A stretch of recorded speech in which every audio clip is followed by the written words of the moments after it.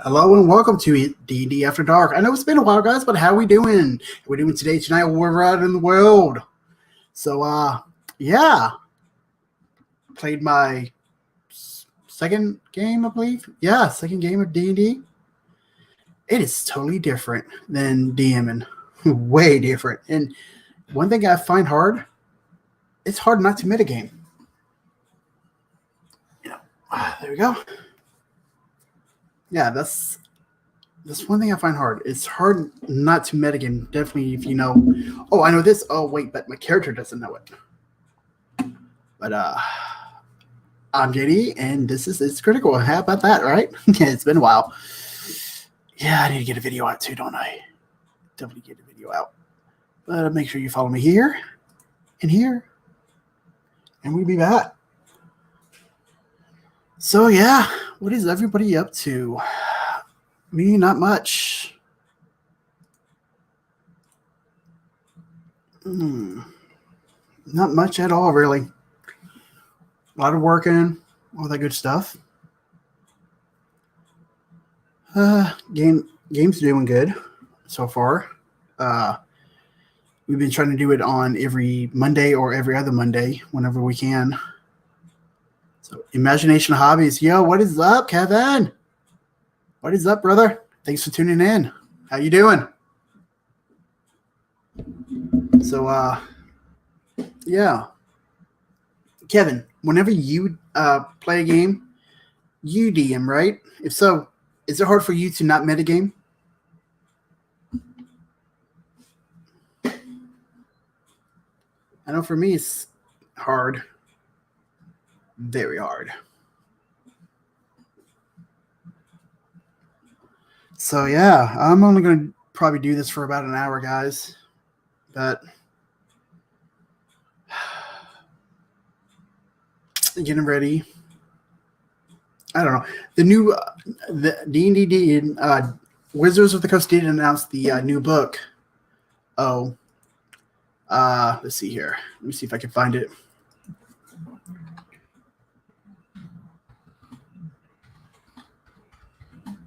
Let's see here. It is. Let's see here.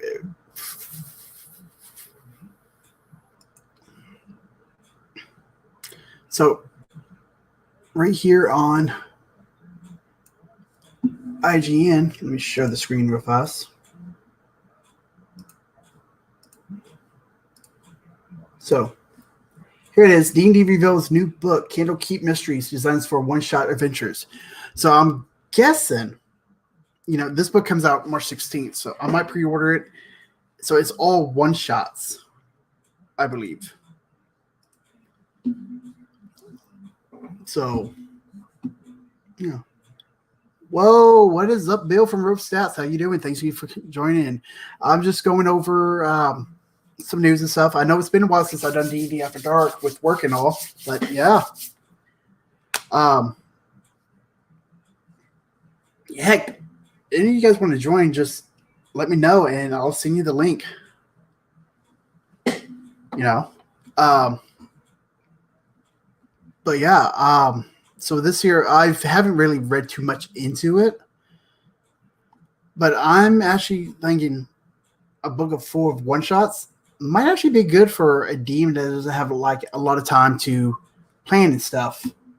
Definitely if you get busy, you just put those one shots in your adventures and wham bam moneygram. There you go. Thank you, ma'am.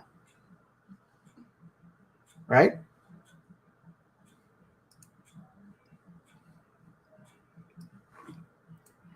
But yeah. Let's see here. Anything? But what do you guys think? Think this is going to be a good book or not? I'm thinking this is probably one I am going to buy. Tasha's, I wasn't really. I don't know. Tasha's just doesn't like the book for me, but it's like a book I could wait for. But this book, a lot of one shots. Yeah, definitely has my attention. Other than that, Hate's been trying to do his Dungeoneer news. What else? Um, Hopefully, if everything does go right, I'm going to try to have a video out tomorrow. That's if everything goes right for me. Hopefully, it does. So, imagination hobbies, Rosette, what have you guys been up to? Bill, I did catch your stream into the yesterday. Well, I caught part of it. Got busy with the kids and stuff, but looks like you guys was having fun. A lot of fun. And did you guys have a PC death on that one? It's supposed to be a mystery-based one-shot, so it seems interesting. Plus, Candlekeep, which is kind of awesome. See, I don't know nothing about Candlekeep or anything. So I'm just probably going to do some research on that and stuff.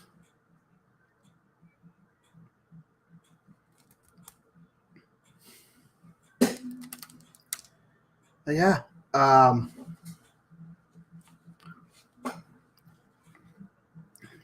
One-shot mysteries, that's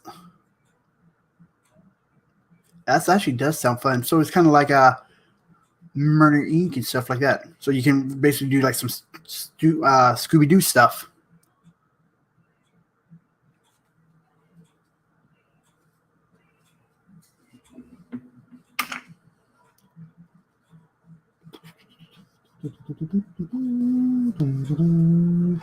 Let's see what else.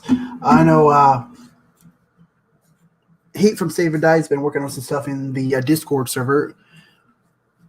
Oh yeah, it's the third character death in the campaign. OSR D&D tends to be deadly. Third, wow. I need to catch up. Now, is it her third or is it the third?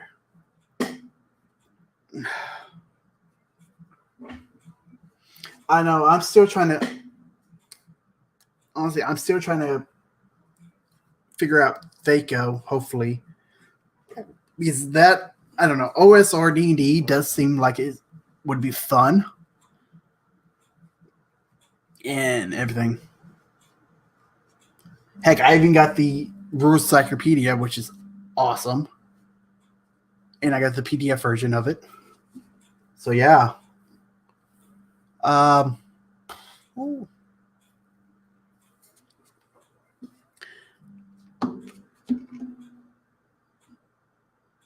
Her second, but the third death. Oh. So I'm guessing. Okay. I'm just guessing. In OSR D&D, you need backup characters. It's a great group. Have tons of fun with them. I have tons of. It seems like it. Every like, whenever I'm watching, it just seems like you guys are having fun, and that's like me and my friends on Monday night. We lost track of time. I think we got out of here. Well, we tried to start at 2, but we didn't end up starting till 3 o'clock, and we didn't get done till about midnight. Maybe a little after, and that's just lost track of time. I even got still part of it set up back there, so yeah, it's you got like Dave from Draven Swiftbow and Juice in that group, don't you? Or Master of the Game. Those guys seem like they would be fun to play with. I laugh so hard I cry sometimes. It's just a cool, relaxed vibe. Everyone is just having a good time. Oh, you know what? I need to start doing this, shouldn't I? I need to just start doing that. Yeah, that seems so cool. Okay, I'm ready. You know what? I believe I have somebody coming in. Let's see here. Message. Maybe. Let's see here. Let's see if this works, right?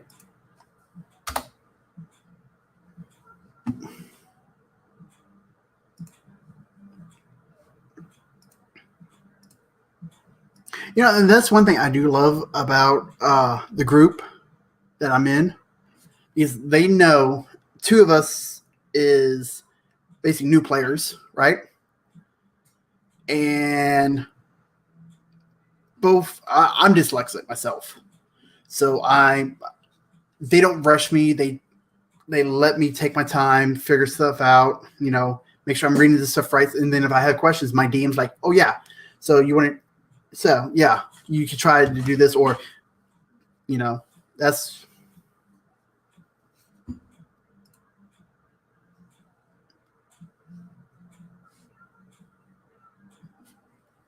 Yeah.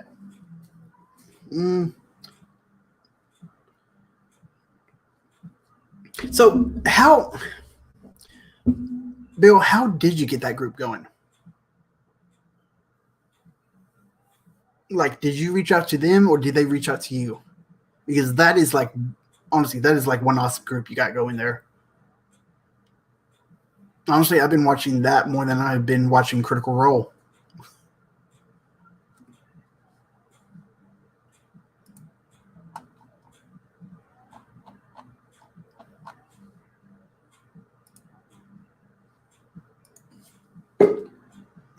Oh.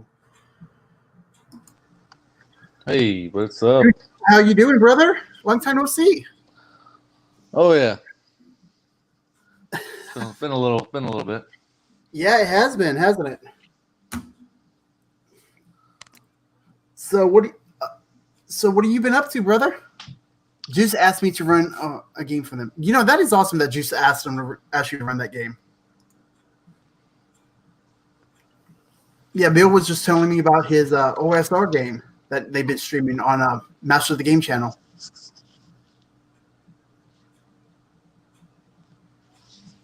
Can you hear me? Yeah. Okay.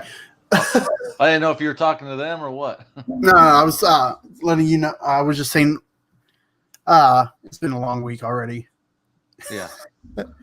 And I know Dave personally, so I invited him. Well, that is cool. I know Draven Swiftbow commented on one of my videos, and I got like kind of fangirl out on that one.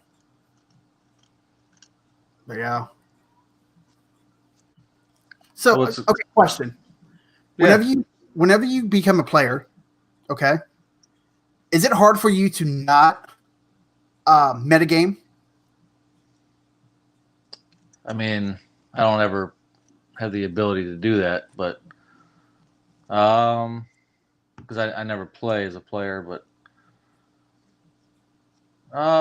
metagame, like in how, like with your character, or just in the storyline, or what?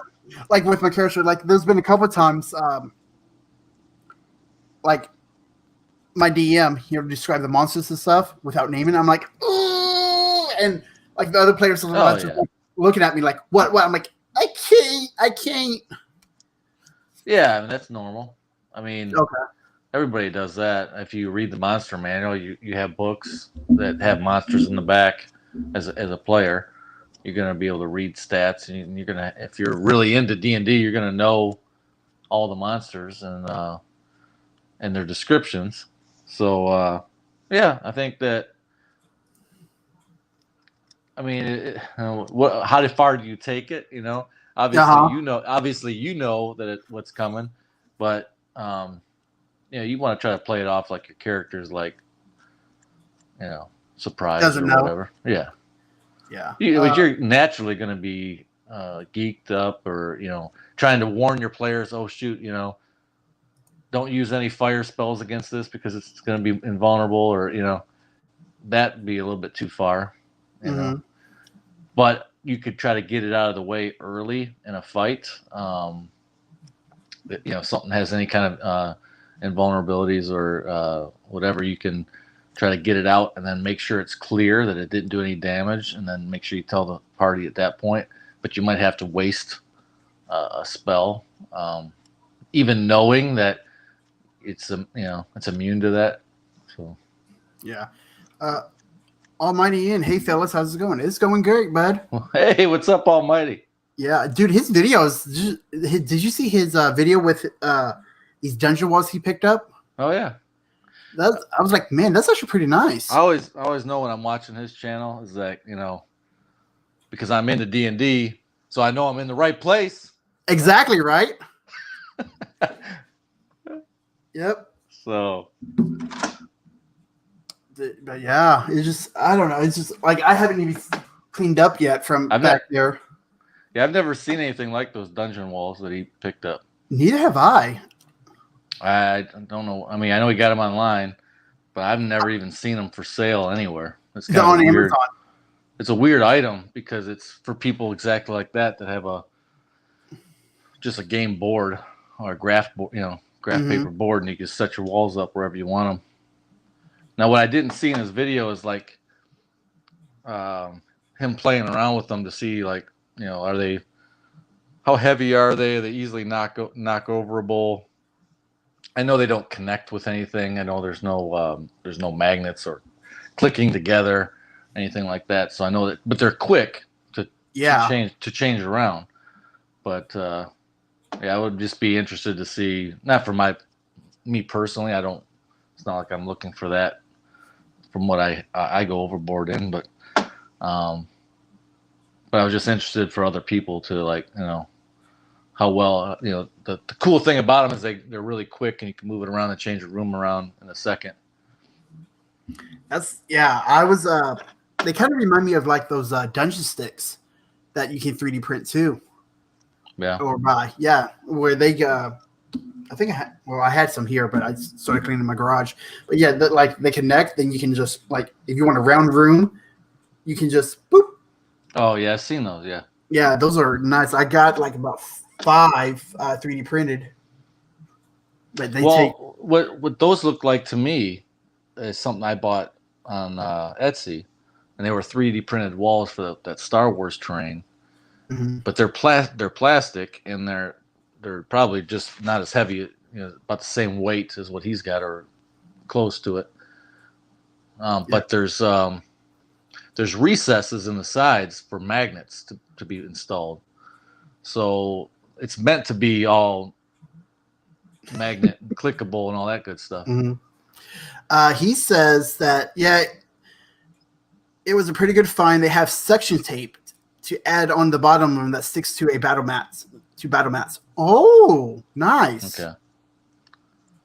That's good. Is there something? You, Cujo, go overboard? Nah. Ha ha ha. Never. No.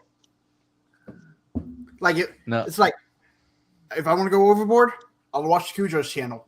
If I want to go on a budget, I'll watch Almighty Ian's channel. Yeah. I like going on a budget on real expensive stuff. I still penny pinch. I still try to get the best deals. So I think that's why. I think that's why I went ahead and got into 3D printing, because that way, like a roll of film, it's like $20, and the stuff you can make, like a house and stuff, costs you like $3-4 to print out, and then the minis on the resin printer cost me anywhere from 15 to 50 cents. In material. Yeah.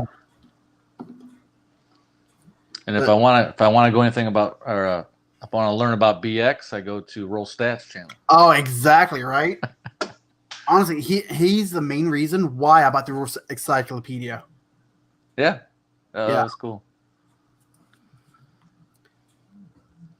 But I don't know. I'm still trying to learn Thaco, but yet on it. I'm actually excited for the new book coming out. Oh, did you see these limited edition cover? No, I didn't. I'll see if I can pull it up for you. Talking about for the new adventure book?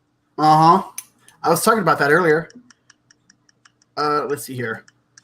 I just got my first Gale Force 9 Mini Zander. Oh, nice. Oh, wow. Yeah, that's a good miniature. I don't think I've done a video on that one yet. Really? No. I have it, obviously, but... Okay, so let's see here. I haven't done a video on every miniature I own yet, but... Oh, where the... But the Gale Force 9 Xanathar is really cool. There's some that are a little bit lackluster compared to some of the new minis that are coming out now. But up until recently, when they've been dropping all kinds of miniatures, Gale Force 9 was definitely the place to go. Yeah. Here's the special edition. Did Well, you see that? Now, I like that for a throwback look. Same here. I'm thinking about... But I don't like it because it doesn't go with my other limited edition books. Well, neither does Tasha. And you got the special edition. Neither does Tasha, and guess what? I don't have Tasha's. Oh, really? You don't have Tasha? No, I didn't buy Tasha. See, I think Tasha's I can wait for, but this one, well, I might go ahead and get it. What's the original look like? Just like all the other. Yeah, let me bring it back up real fast. That kind of sucks. I mean, I probably end up getting that one. Mm-hmm. But I mean, I'll probably have to go back and forth. Yeah, here it is, right here. Like standard game. I don't know. Yeah, It's gonna be tough. I might go with the limited. I don't know. The way it looks on the limited, I might.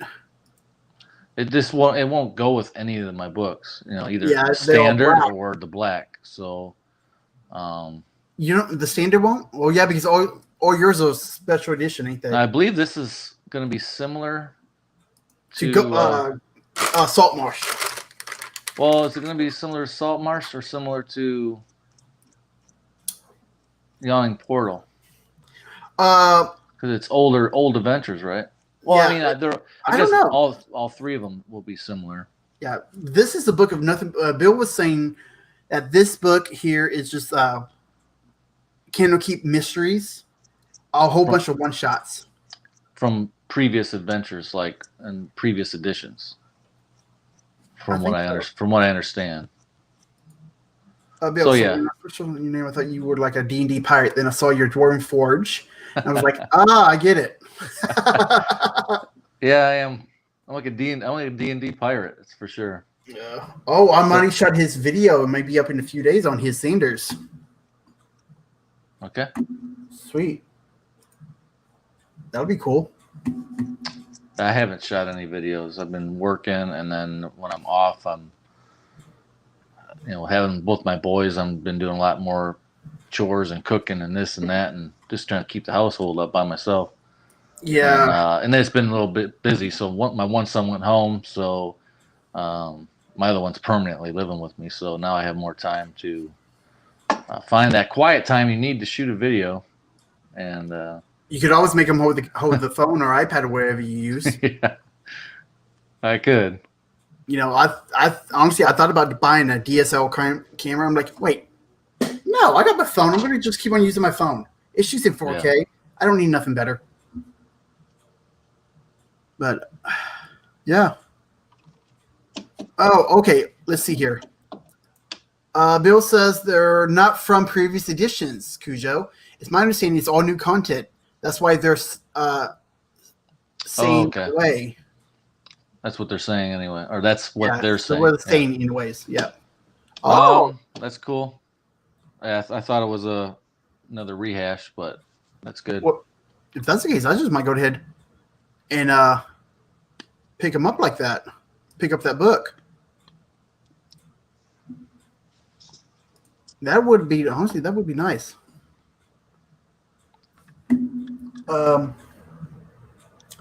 Hey, if you're watching, where's the news at, man? Is Hayden on? I can't see the chat. No, I don't see him on. Well, okay. But no, I'm just like, if he's watching, where's the news? I need my morning D&D Dungeoneers news. Tabletop Dungeoneers news, Yeah. But, so you have not got to play yet. At all. No. No. I haven't been playing, period. Mm-hmm. In quite a while since the pandemic hit. Yeah. We were playing about once, probably twice a month, but now we haven't been playing at all. And then one of my groups, one of the guys in my group, broke up with his girlfriend. He's got another girlfriend now. All during these last 6 to 8 months. So he's young, but that they played as a couple, so I don't know if the new woman in his life is wanting to play D&D, so we'll find out. So I might be down a member. Oh, I'm surprised. I'm surprised you don't try to do one online with people. Yeah, I've been Scheduling thinking now. about it. I've been thinking about it. Yeah, I still got my character in your campaign. You know, the dwarf that doesn't heal. Force. I mean, it's not going to last long. Yeah. Well, true. It's not going to last long in my campaign, that's for sure. Let's see here. Almighty says, same here. Never play D&D as a player, only DM. So I must be very. The way I get it, I'm very lucky. Oh yeah. On that one, and it's like, well, my character, I'm a divine soul sorcerer. Okay. So good. I was explaining to my players, because when I started healing them, with cleric spells, my players, my teammates, I guess, they're like, you can't do that. You're a sorcerer. I'm like, divine soul. They're like, what? I'm like, yeah, it's in Xannies. Divine soul, I can learn all cleric spells if I want to. Like, good. Yeah. So you're the healer? I'm like, yeah. And they're like, oh, so we didn't think we're going to have a healer in this one. I'm like, I know, right? So then in my campaign, you're like, I'm going to be a healer that doesn't heal. Exactly. Exact opposite. We thought we had a healer. I know, right? We just play the total opposite character. I don't know, but I'm having fun with them, though. It's like, well, that's cool. Yeah. Well, monks hit hard. I mm-hmm. don't know about in the early game, especially when I get. I'm not a monk. I'm a sorcerer. Oh, a sorcerer. That's right. Yeah. I thought you were. When you said divine soul, I thought the monk. Yeah. Nope. Divine soul sorcerer. Okay. Sorcerer. Yeah. Yep. It's just. I don't know. I like how they can just use the meta magic and control the spells however they want in certain ways.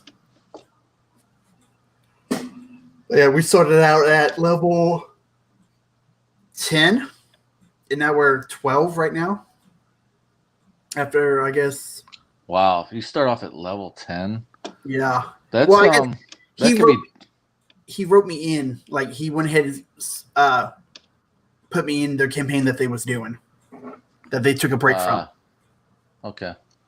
Well, I mean, just saying, jumping in to level 10, I've always wanted to do that too, where you just have everybody start off at higher levels.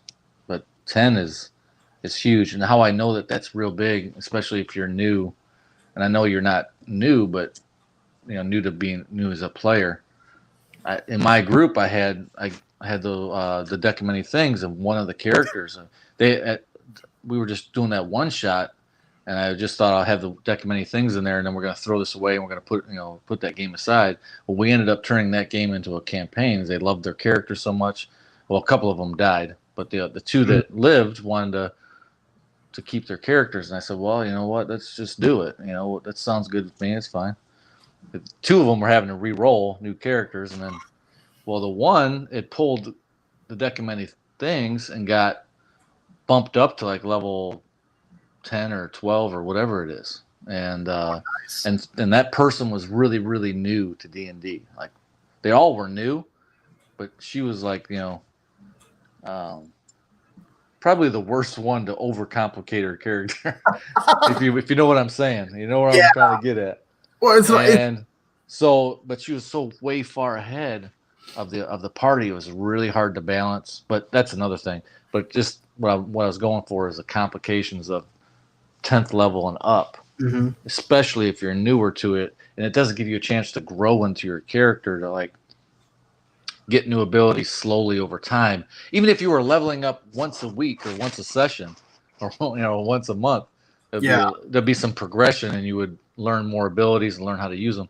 If you go straight to 10 or 10 plus, your characters are pretty complex, and you got a lot of stuff that you're trying to learn and be able to shoot. And she was missing a lot of stuff and forgetting a lot of things because she just didn't know. But that was kind of good because it balanced my party. I kind of needed her to not go crazy. Yeah. Because the party, I was trying to catch up the experience level on the rest of the party. So it helped me out that she wasn't using her character to the full extent that she could. But I just know that that's when I look at a 10th level player sheet versus a first level. I mean, the first level's pretty easy to get to grasp. I know. Like they've been letting me take my time on deciding because I have my player binder all set up, but yet I've been using D&D Beyond to keep track of my hit points and stuff, and I use the spellbook cards in the binder itself, so that way I can look down and while they're going, I'm like, okay, he's doing this and this and this. I'm like 2 turns out before it's my turn, so I'm trying to plan my next move ahead of time based on what's going on. Yeah. And everything is just, I want to be. Oh, Almighty says he wants to be a player, but my players are all new and wrapped up in my game, so no one wants to give it. I hate that. Yeah, Almighty, you're gonna have to finish your campaign, and then see if one will take the reins. Yeah, well, and then you could even do this too, because a lot of people will see everything that you're buying and crafting and developing this dungeon master repertoire. Whatever budget you're on, you're still going to be collecting all this stuff. Mm-hmm. And they're not going to want any of that. They want to come over, enjoy, have fun, and leave with their character sheet that I didn't have to spend anything on. And so you could say, hey, you can use my stuff. We'll still do it wherever you're doing it, either your buddy's house, your house, and my stuff's right here. Have use it. That's what me and my DM is doing. Like, he brings over what he has and stuff. Then I'm like, you have free reign to all my stuff, my books, my minis that I printed off, my flat minis, anything you need, use. Yeah. And he's like, what about those dragons? I'm like, which ones? He was looking at those white dragons. Yeah. He's like, ooh, those might come in handy. I'm like, yeah, can you hold off on those? But we was running, well, he was a player of mine when we was running Icewind Dale. Then he was like, why don't you take a break from DM, and you never played? So you will play, how about you play my game and I'll DM for a while. I'm like, well, how long's for a while? He goes, whenever I get tired. I'm like, you know what? Sounds fine with me. I'm fine with that. Let's see. Almighty, yeah, I'm the one with all the mats, books, miniatures, and terrain. If I feel like that way too, that, I asked him, as my DM, I'm like, what mat you want to use today? You want to use my Aragon mat? You want to use my shade mat? You want to use my board mat? Or you want to use my dungeon house? And I'll just let him have free reign at it. Yeah. I told him, like, anything between you and me, I feel like we got everything we need. He goes, yeah. My goal is to, and it's probably not going to happen. It's a dream. But at my age, all my kids are practically grown. My last one's 17. I'm hoping with my daughter, my oldest, is having her second baby now, so I'm about to be a grandfather a second time. So she's been having her hands full. She hasn't been able to play. Her and her husband are wrapped up with having a newborn, and now another one. He's 1 year old now, and another one's on the way. So you go over there and try to play a card game, and one of them is going to get tugged and pulled away because teething and this and that, and you can't have a game. She's going to have a babysitter. So we haven't been playing as a family. So our family, I have two games. There's a family game and then a friends and family. But my goal would be to get somebody involved to keep them into it after I'm gone, and have all my stuff, and maybe it's one of my grandkids, because I don't see my 2 sons picking up the reins as a DM or to their kids. At least I don't see that passion right now. They love playing and have a good time. And my daughter, I see her having the ability to, but I'm not sure if she will or not. I mean, so we'll see. Yeah, I know. Whenever my son, like my kids are home and stuff, like we do it here in my garage and stuff, and um, it's funny. My son would just get up in my DM's lap and just sit behind the screen, Yeah. and I'm like, I'm sorry, I'll get him out of the way, or like my daughter show up, sit at the table on my lap or something, and just roll my dice for me and everything. And I asked him, I'm like, is that a problem? He goes, no. Why Yeah. would it be? They're showing interest in this hobby. Why take them away from it? Yeah. So yeah, there was one time. Well, they're at a better age than what I'm talking about. You know, if you got a 1-2 year old that's just going to try to get up there and eat the dice, Or an autistic son. That yeah. If they have no idea what's going on, but they just want to get into the business, and or just even not even that. It's just take away from whoever's playing the game, the mom or dad, to not be able to focus on having fun. They gotta make sure their kid doesn't climb in the kitchen sink to put his hand down the garbage disposal or something crazy. Yeah, it was one time I was DM in session with us, and like my son could not sleep, and I grabbed him, so I'm DMing and holding my son at the same time, right? Rocking him. Oh yeah, that'd be tough. Oh, they're like, pass him around. I'm like, what? And they're like, yeah, pass him around. We'll take turns. We'll rock him or whatever. I'm like, yeah, a DM can't be, and I understand you're doing what you got to do as a dad. yeah. But I can see why the players would just say, hey, you need to be able to, if you're anybody needs to focus, it's going to be the DM needs to be able to do his job. And yeah, so that's good. If they wanted to play and they knew that they have to help you out. One way helping you out, they're not going to help you DM. They can help you with the kids. So, and see what's nice is we all work together too. So it's like we all have the same training to deal with special needs. Yeah, that's good. Yeah, that's good. So yeah. Almighty says my oldest is 14 and he wants to give it a shot. He always plays with us. He keeps telling me he wants to DM. Yeah, 14 is an awesome age. Yeah. I've heard of the young kids, and it's a certain age bracket that really just wants to jump in and actually DM. That's really cool. That's rare. When they get older, like mine, typically they just want to sit down and have fun. If it's not really fun or it's a little bit too slow, I'm gonna go back and play video games because it's fast. It's right now, and we can jump on and talk, and just for an perfect example, this isn't Dungeons and Dragons talk, but it's tabletop talk. Yeah. Before my son went home, he was itching. He said, "Let's play Star Wars Legion," and so I said, "Okay." I want to make sure because I play where I'm sitting right now is my workshop kitchen. Kitchen's right to my left, and my living room's right in front of me. So I'm using my kitchen table as my workspace. So I've got my air vent and all my stuff set up that I have to remove. My lighting, my camera fixtures that it's holding this camera right now. I got to take everything off, find homes for it, put it in my room or whatnot, and then clear the table, get the battle mats out, get all my terrain, set it up, get the books out, get the rules out, get this out. All right, start picking your point costs for your armies and all that stuff. All this is time, and for the most part, he's not even helping. I'm just setting up everything. Then I get it all set up. It takes a long time. That's why I want a table. And when I get a house, I want to have a table that's always set up.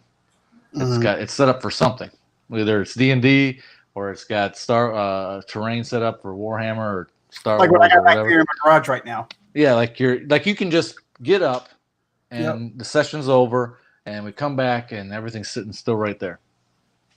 That'd be ideal because in a video game world, you got to be ready. You got to be kids and people in general just want to go. Like if all your adult friends came over to play and it's like, okay, well, it's going to take a couple hours for me to set up. Nobody could come over and spontaneously say, hey, let's play D&D. All right, well, it's going to be a minute. I got to Why don't you guys go to dinner? Maybe I'll get it done before you get back. I mean, so anyway, long story short, we didn't play. I got it all done. By the time I got it done, it was too late in the evening. That he's like, I really don't want to start up that now because it's a long game as well. You're going to play for a couple hours, especially when you aren't fresh with the rules. We keep jumping to different game systems. I'm playing X-Wing and Legion, and we haven't even touched Warhammer yet. We were about to play Warhammer. D&D, you got there's a couple other little games I got that we're learning new rules every time you sit down to play, and so you're really not as fluent with the rule system, so everything's a little bit slower. Can I do that? Are you sure? So we always got rules out, and you're always kind of, trying to figure out what's going on. So games take a little bit longer than they probably should if you're really good with it and you do it all the time. So, yeah, trying to be fast with getting started is a plan. Like when I play D&D, I'd be all set up, ready for them to come over, and I'm running around for a couple hours, just prepping. And I know Roll Stats doesn't do this because he doesn't use any terrain, but I mean it takes a couple hours just in table setup. Yeah. Not to mention story setup, plot hooks, all that good stuff that Roll Stats does do. When you're just all in the head DM, all you're prepping is thinking and writing down or maybe typing nowadays on a computer. But I still write down. I'm sure Roll Stats still writes his notes. If I had to guess. I don't bet he does. It seems like he does. I know. I'm old school. I write stuff down. I don't know why I do. I don't even have to. I could easily type it in my tablet and notes or something like that. Well, actually, you retain it better if you write it down. Yep. But yeah, it's just Almighty says I'm starting to work with him. Hopefully next year or so. Oh, his son. Yeah. Yep. Imagination Hobbies, Kevin. Excited for the game I'm playing in that I'm running Sunday. Ooh. I want to hear about that. Nice. So, but yeah. I wish I could be excited to be playing in a game. Lately, I'm just glad I'm off work. Yeah, I exactly right. Yeah, literally. I mean, I fell asleep and took a nap because I stayed up late, got up too early. I'm like, oh my gosh, I was dead tired. Well, you're on a rotating schedule too, ain't you, with your job?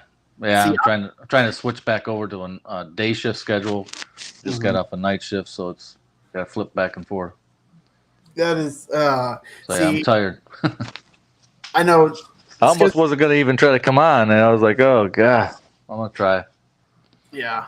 The schedule I was on, they had one schedule at my work where basically we had no time to play or anything because the crew I was on, we was there every other day. Once a month, we would have 4 days off in a row, then work for 4 days in a row. I'm like, dude, I had no family time or anything. Then I told the person in HR, they asked me, how do you like this schedule? I'm like, it sucks. My crew is the only crew that doesn't have weekends off. You went A and B have weekends off. Screw C, D and E have weekends off. And they will rotate the weekends. I'm like, yeah, see, ours is A, B, C, D. That's it. Yeah.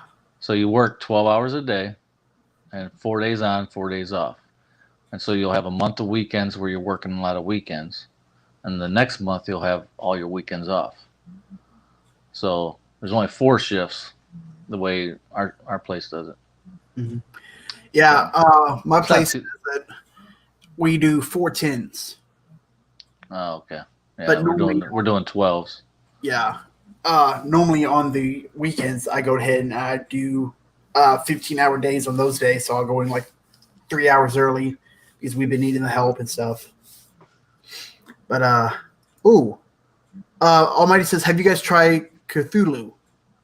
I've heard it, but I have not tried. I have not. Marvelous Minis.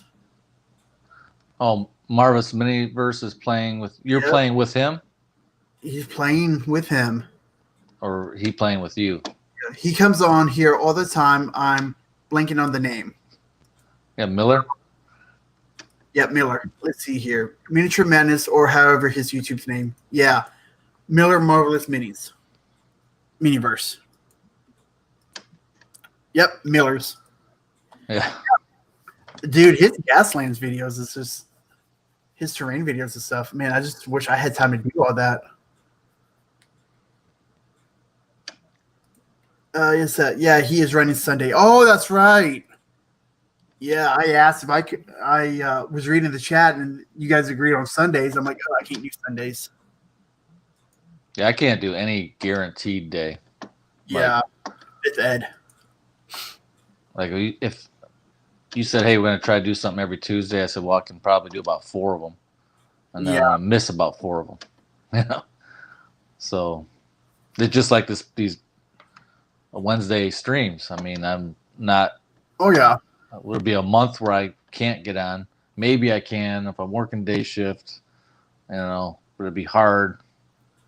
And the next month I can be on every single one. Yeah, I know. What is it? Yeah, like the videos. The streaming is about the only thing I can do right now. Yeah. Yeah, I've been trying to get videos out and stuff, but I always get either the internet crash or the video gets deleted or something always comes up. I really want to try to get my work on one tomorrow. I'm off one more day, so I don't know if I will or not. I still haven't got. If anybody's listening, I don't know if Zero's in chat. 'Cause he's the one that sent me the box. The second time he sent it to me. It has not made it here yet. So I'm waiting for that box. It's in Mobile, so it's in the area. But it's not here yet. I know I'm printing some stuff off for you, him, hate. Well, I don't think it's going to come back to me. I mean, not anytime soon. If it's not anytime soon, but I'm gonna send. If I have the box now, I hope the box doesn't come back the next. Oh, time. Zero WTF? Yeah, I mean, I thought for sure it'd be here today because I believe it. Sorry, said it got in to Mobile yesterday, so I was like, oh, it's gonna definitely be here today, and sure enough. Still says it's in Mobile. Doesn't say it's been even tried to get delivered yet. Ooh, that's going to be. Oh, let's see. Imagination says, I'm playing a Dwarf Rogue using fighter rules. He meant a Ranger using fighter rules. A Ranger using fighter rules. Okay. Because you have Archer. You have Ranger. Archer. He's not going to be an Archer. He's going to be like Dritz. Yeah. But yeah, it's like. Well, are you using a Ranger out of the basic book or a Ranger out of any of the other books? Just out of curiosity, because I think the Ranger in the basic book is not the greatest. It still could be fine, but I think there's a lot of other Rangers that they kept working on the Ranger. Seems like they bring a Ranger in a couple different books and they got better. So I didn't feel like anybody was going to want to play the original regular Ranger out of the Player's Handbook. Let's see. He says basic book fighter, more of an Aragon Ranger, not an Archer. Okay. So yeah, more like Dritz then. I guess that's what he was. More like 2 weapons fighting stuff. Yeah. I have a crossbow though. He has a crossbow. Yeah, I think everybody should have a crossbow. I got a crossbow. I got a magic carpet. Now, if you're playing with Bill, you're gonna get a bucket of water and a spoon, and a piece of loincloth or something. Old school. Dude, so you could maybe you could put a rock in that spoon and fling it at people. So in the game on Monday, right? So we was kind of. I was kind of like surrounded, right? Had one guy here in front of me, one guy here, and another guy in front of me. Oh, I looked at my DM. I'm like, so if I could create a wall and push him back somehow, would you allow it? He just looks at me like, yeah, what are you going to do? I'm like, easy. I'm going to whip out my magic carpet. It's going to open up like this, and it's going to push these guys back like that. He goes, what? I'm like, yeah. I'm going to move my magic carpet 30 feet, push these guys 30 feet with the magic carpet. He allowed it. Yeah, I could see that. I would want to look at the all the rules of the magic carpet, but I could see that. If what you got to do as a DM, you can look at something like that in a split second. Like, there's some things in the game that's not doing any damage to them. Nope, no damage. So it just pushed them back. That's why I would most likely let you use it. But what I would see is if you used it all the time, I would have to take a little closer look at that to see if it would be allowed. I'd allow it probably the first time for sure, because the rule of cool, just learn, going off the cuff, and then just look at it eventually. But if you did that every single time in a fight, I say, I put my rug up and I shoot it at him and I push everybody back. And if you do that every single time, I'll say, hang on a second, let's take a little closer look at that and see if we're abusing that. Because there's like some things in the game, like one of my players can summon basically a small castle, just like boom, it's there. Well, you can put that on a villain and cause like 14 d6 damage or something crazy. If someone starts doing that where they're going to try to use that as a weapon, then that's not allowed. I'm not going to let them do that. One time, a special time, yeah. He said he didn't even think about something like that or anything. I'm like, well, I would have said it's cool. Yeah, especially it being no damage. Yeah, just pushing them back as long as it would. I would look at it like this: a magic carpet. I would look at how many people can get on it, so it kind of give you an idea how big it is. And a square is 5 feet. So if it's a magic carpet for one person, then I'm thinking it's not probably bigger than a 5-foot type rug. If you're pushing, you said he was over here, over there, and they're about 30 feet apart. Well, that rug ain't 30 feet, So that's what would make me think that, I might not. I'll let you push one guy back for sure. Yeah, let's see here. I'm looking on D&D Beyond real fast. Yeah. Because I believe it's 6 feet by 9. Let's see here. Regas. But you know where I'm going with that, right? I mean, if it's a magic carpet for 2, or is it a magic carpet for 10? The whole party? Yeah, it's 6 feet by 9 feet. I can speak the words. Let's see. The carpet has a flying speed of 30 feet and carry up to 1,600 pounds. Okay. Well, yeah, I would definitely say it would have the strength to do that. But I probably would only allow maybe 1 to 2, depending on how close they were together. But all 3 spread out, if there were 3 squares, they're standing all next to each other, but that's 5, 10, 15 feet. I think what he did on it, he goes, okay, it pushes the guy in the middle back, but it pushes the 2 guys that's on his side outwards as it opens up. I'm like, okay. That's fine. So, yeah. Crit, call Watsy and get on them books. Send me some of them broken books, except Sasha's. Honestly, I have called them.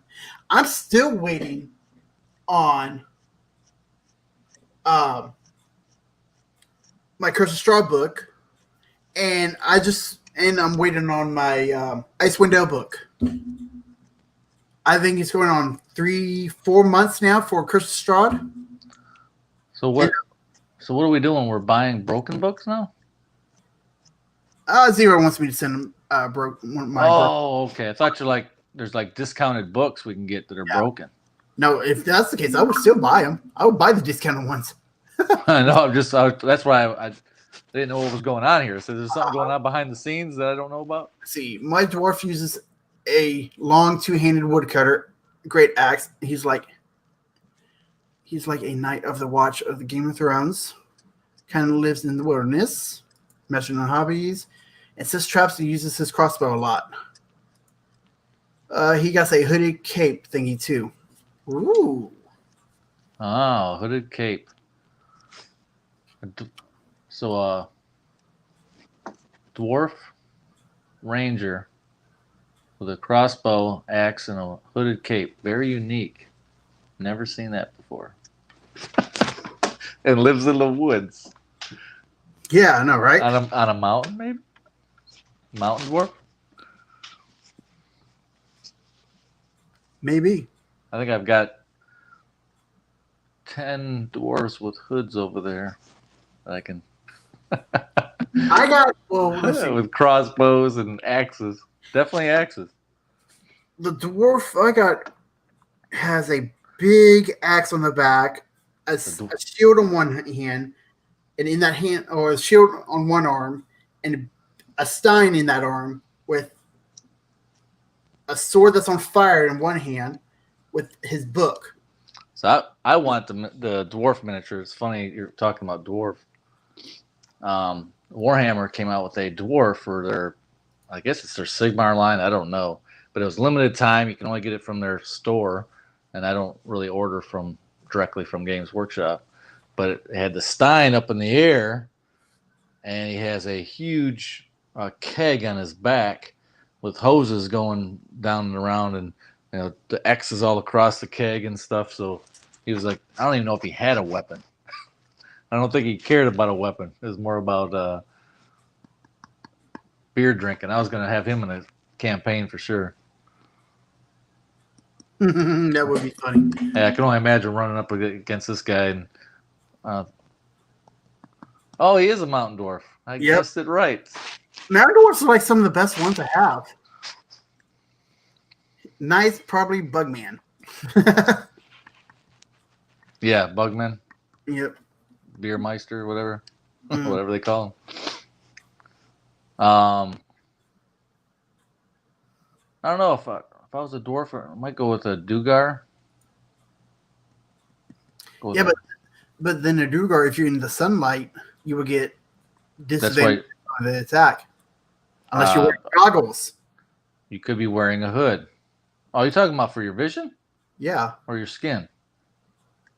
Your vision. Yeah. I would that would be one of my goals would be to find if that's the case. I don't know if they have. I'm not sure if it's master. I'm not sure if what their disadvantages are for. If it's vision, then yeah, that'd be my goal was to find something to wear over my eyes, and I'd always be hooded and fully cloaked for when I venture above ground. Yeah, I want to look that up. But I would want to stay underground anyway, because that's where, I'd be underground. Yeah. I mean, I guess it depends on the campaign. Yeah. I love playing a dwarf in game, like in role playing. It's one of my favorites and easy to voice because dwarves are just really cool, strong, drunk most of the time. It's easy to do that kind of a voice, a typical dwarf, I guess I would say. Yeah. I would probably, if I played in the game, I probably would play a dwarf because it would be easy for me to voice act. Tieflings aren't bad. What? To voice act? Yeah. Well, a tiefling can be a normal person, really. Yeah, it's very true. Not all of them have to talk like Jester. Yeah, I know, right?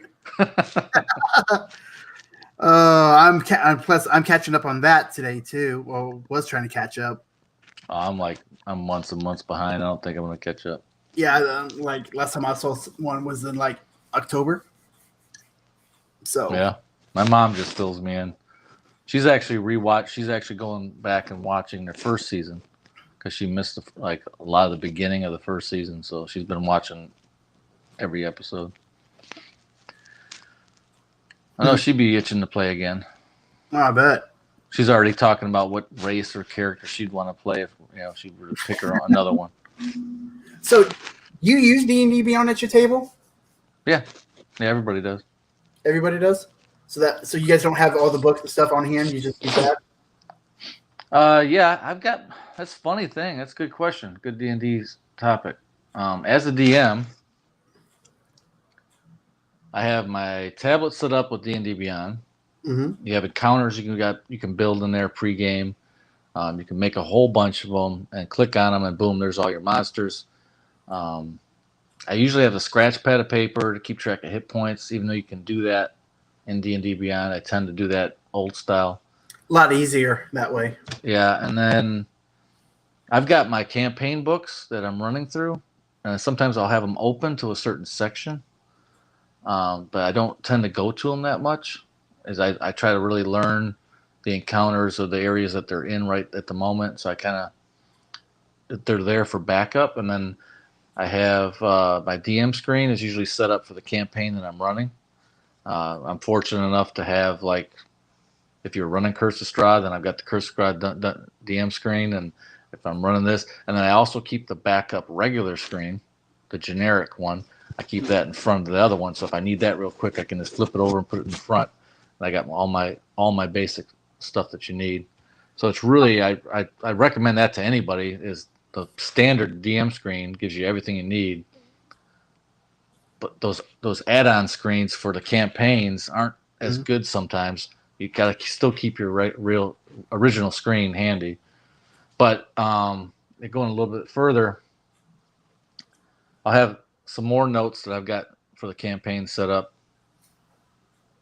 So I'm not really using my books. Mm-hmm. And then as far as the players go, they all have their character sheets penciled out, printed out. But they're not really using them that much. It's more for, like, record keeping and holding for themselves, or if they want to just play around with them, they can look at them. But some of them that have bigger devices, like if you got a tablet, it's really nice. You can see a lot more. It's almost like looking at your DM, your printed page. 8x11. If you've got it on a phone, it's a little bit more difficult to do D&D Beyond, but they still do. But they'll do the spell cards, because I have all the spell cards, so they'll have all that in front of them.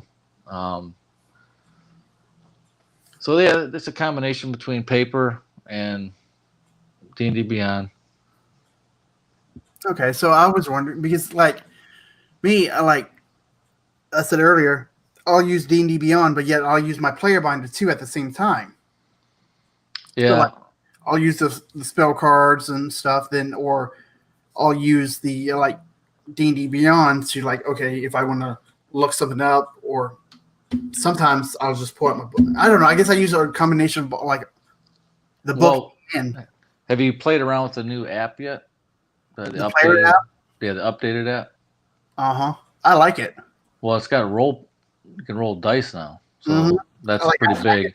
And then you have it, and you've got your character sheets now, where you weren't able to do that. The app used to just be content, and if you've got it unlocked or not. So now that you've got an app that you can pull up your character sheet, it's really, really simple. Yeah, it's really simple, and you can roll dice on it.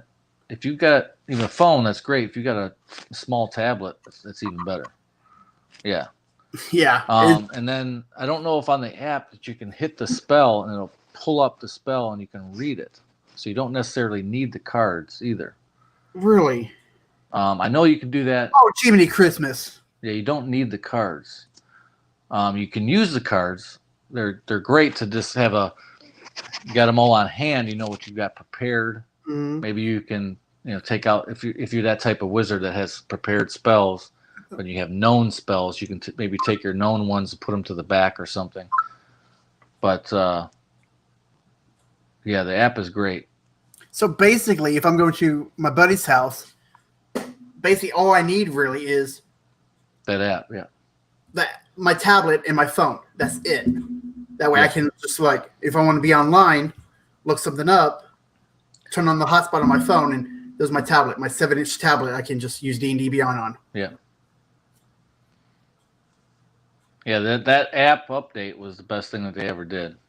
Because the other technical thing is you'd have to get on the internet. You still have to get on the internet, but I mean, You would have to go on the web, their website, and then you can pull up your character. And it's a tiny bit more hassle when you got an app that you just hit the app button and it pops right up and there's your character. Yeah. It's really nice. Yeah, that's one thing I don't like about the app. I cannot edit my character.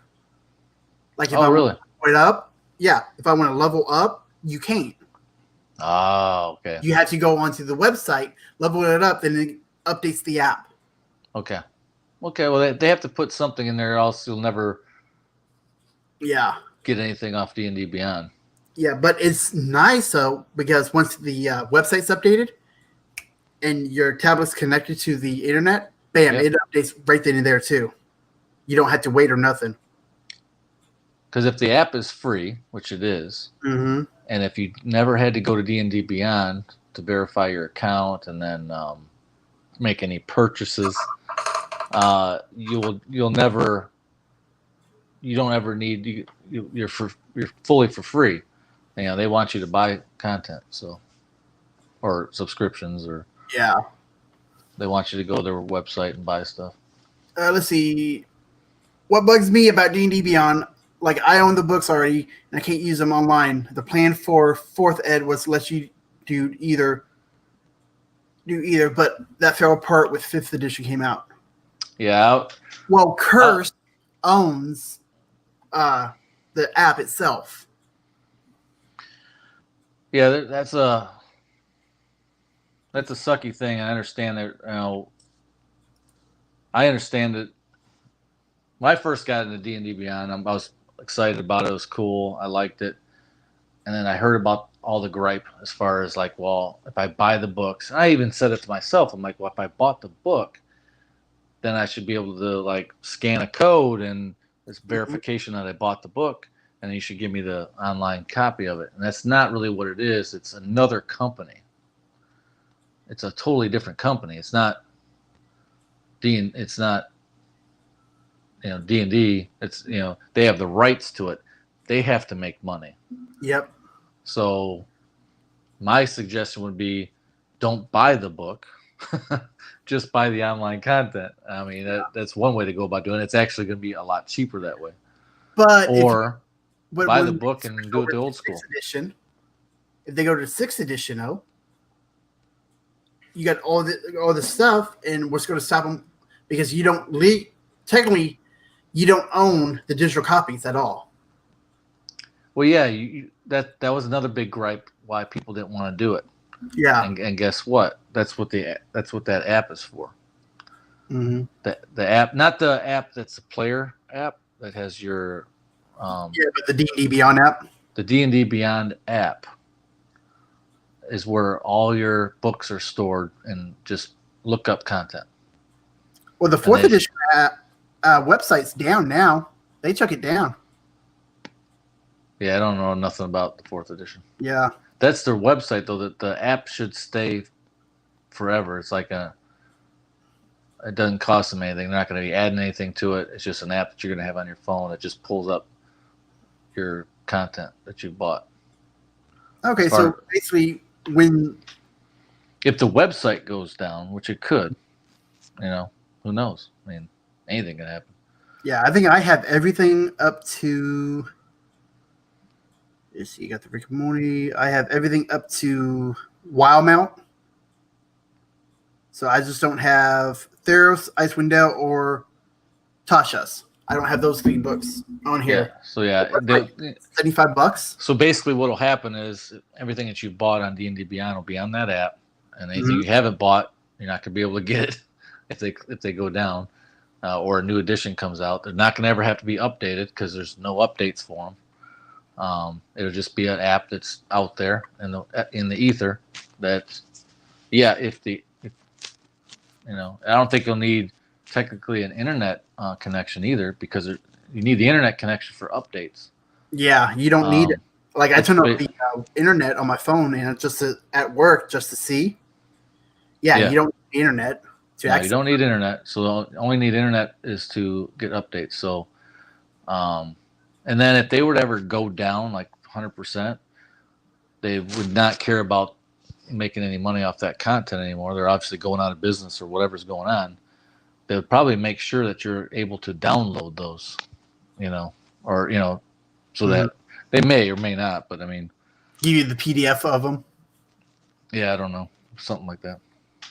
Let's see. Imagination Hobby says, agree. OG DM screen is the best. I plan on making a custom DM screen to what I think is best. That right there is my custom DM screen. But like what Cujo's talking about, I've seen on Thingiverse these clips that fits on the DM screens where you can have one DM screen on top of another. Yeah, I'm gonna do it like like the standard one. It's not very tall.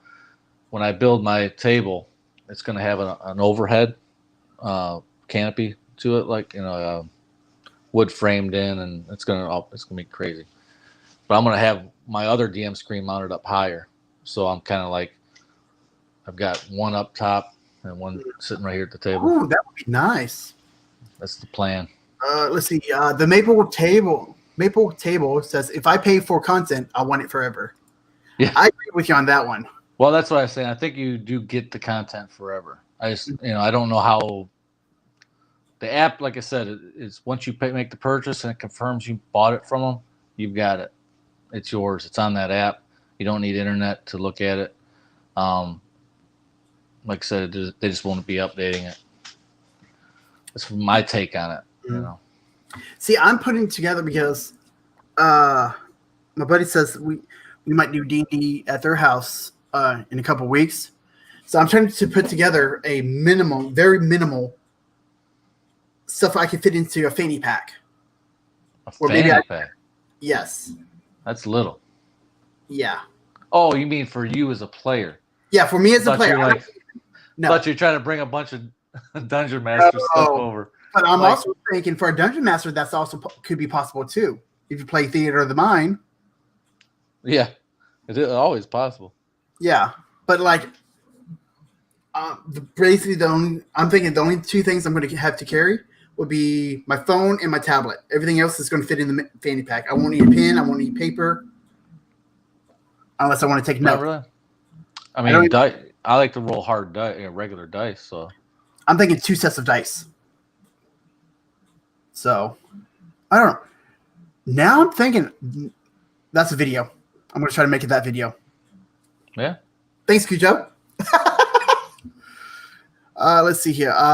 Imagination Hobby says, true, you can always find older edition stuff free online somewhere. Yeah. Dice bags on your dice bags. Ooh. Then fanny pack. Yeah, he did say fanny pack. I said a fanny pack. I even got it. Like I got it somewhat started earlier, but I'm like, no, I don't know. But yeah. Let's see. Zero says, why not make it 4 sets of dice? I could, I guess. Well, you only need 2 20s. Yeah. Maybe do like a custom set, like 2 20s, 4 D6s. Well, you should be doing that anyway. Yeah. That to me is a complete set. Mm-hmm. That's one complete set. 2 D20s, one of everything, 4 D6s at least. Maybe I'd probably go 10 D6s really because fireball. Yeah. I mean, yeah. But yeah, I would say 2 large sets, 2 complete sets for sure, but not 2 standard sets. I would want more than that. Okay. Yeah, during the Monday's game, I looked at them like, hey guys, can I cast Fireball? They're like, no. I'm like, why?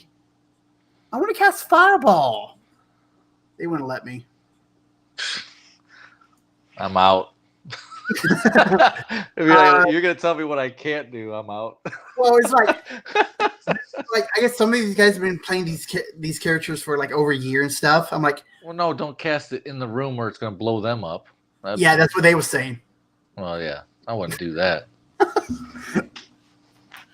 But I'm like, but if I'm staring at 3 Medusas, I'm thinking about throwing it. I was thinking about throwing it at a dragon. I had to do my death saves and stuff, but I'm the only one that can speak Draconic, right? And I went up to I went up to the dragon to go talk to it. Say, hey, bud, what's up? Yeah. Well, No. What was your first words to it? Hey, let us through? no. So we went up against a green dragon. So I'm like, okay, so they're neutral evil. So why not come off, and the way I got my guy designed. So you seen Dragon Ball Z, how they kind of like power up and stuff. Okay. Yeah. So I just had like showing them how tough I could be and stuff. And what size is this dragon? Large. It's an adult green dragon. Okay. So Which adult green dragon. Yeah, which everybody else was all freaking out. I'm like, guys, neutral evil is just still pure evil. Yeah. Doesn't mean he's not good or not lawful or chaotic. Just evil. Plain evil. And you just want to go up and talk to him. And I'm lawful good, And he's an adult. Which is like, I don't even know how in dragon years, how many years old he is. 500. So yeah, he's he's seen that. He's been there and done that, and sees this little 10th level sorcerer come up to him and say, "Look how powerful I am." So what happened? Well, I'm curious.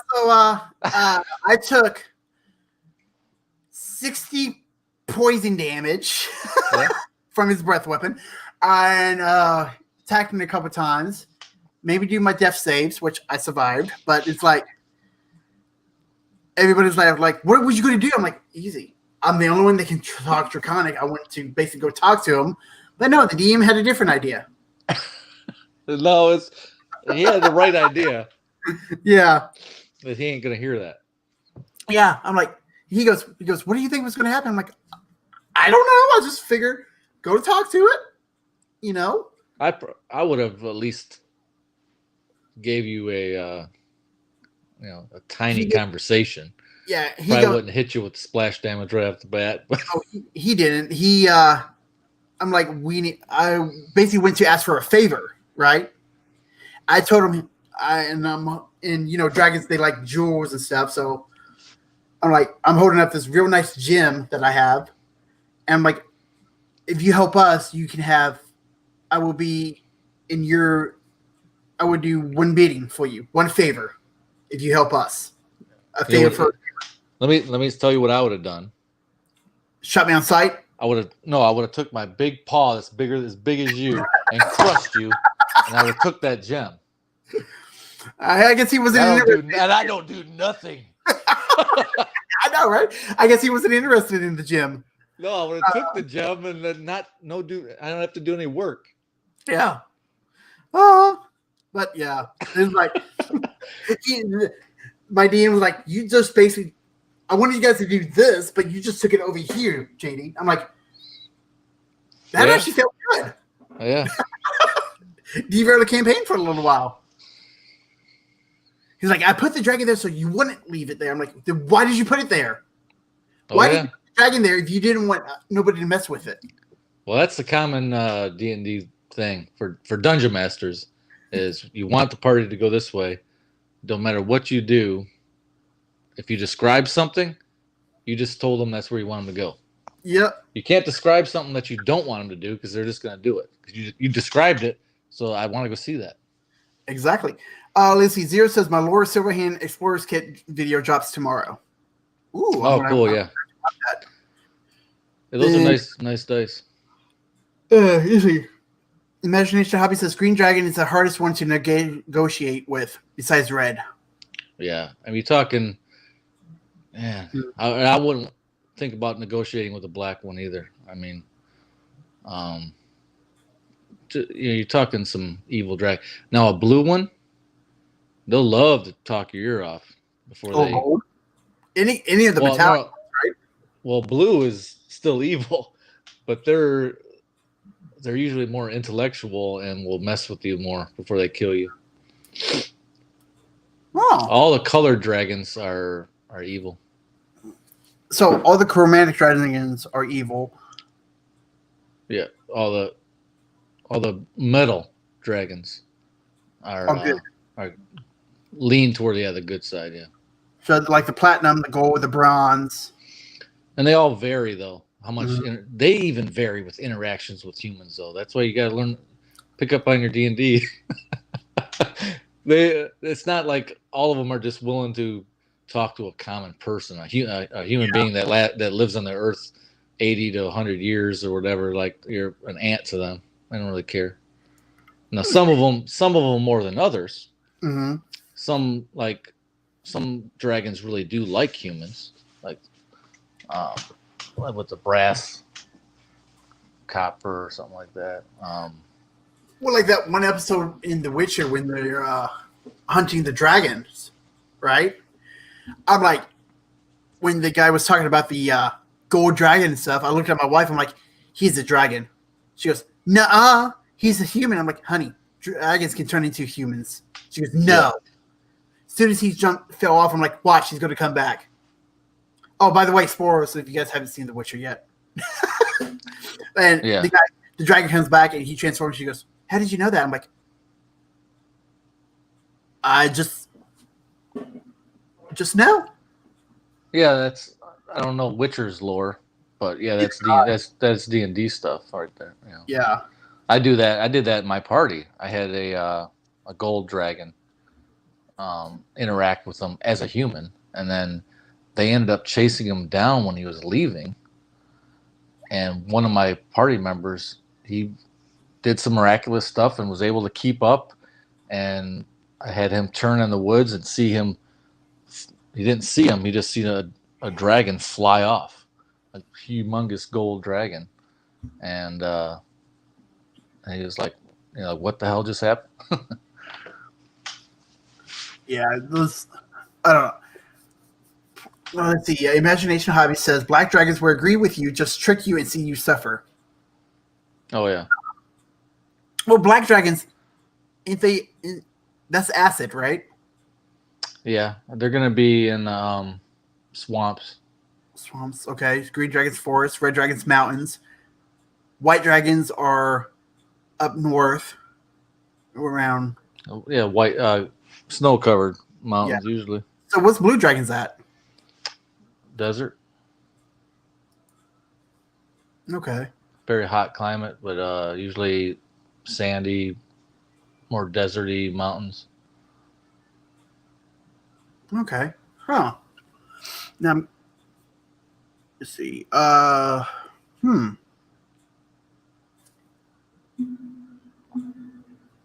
I'm gonna have to get more dragons then. Yeah, I'm waiting for Dwarven Forge to make some desert terrain or snow, you know, ice. Well, they've got some ice like caverns, but Yeah. they're starting to go outdoors. You know, not in the caverns and stuff. And with all their stuff, the new Kickstarter that I just backed, got all that swamp, Mm-hmm. and they expanded on their mountain terrain and they expanded on their forest terrain, which is all great. I love that stuff. It's great for tabletop wargaming. It's great for D&D. I hope See, they expand on that. that's honestly on them. That's a great idea for them to do because they're hitting two niches at once. Oh yeah, You can use it for tabletop wargaming, or you can use it for tabletop RPGs. and that's bigger than you think because it's not just for like even one tabletop wargaming. Mm-hmm. It's because I can play it with my Star Wars Legion. I can play with Warhammer. Yeah. I can play it with a fantasy Age of Sigmar. I can play with there's a whole bunch of tabletop games out there that you can use it for, not just one. Let's see. Or Imagination Hobby says blue is mountain. Same with red. Zero says green dragons are the most manipulative of dragons. Imagination said yes, Sandy. And he also says you can buy a desert at Home Depot for $9.99 bag of sand. Oh, Dwarf Forge has it there? That's where they sell them now? I guess so. Yeah, War Machine, yeah. Frostgrave, yeah. Yep. I mean, you name it. Like outside terrain, trees, forests, swamps, mountains.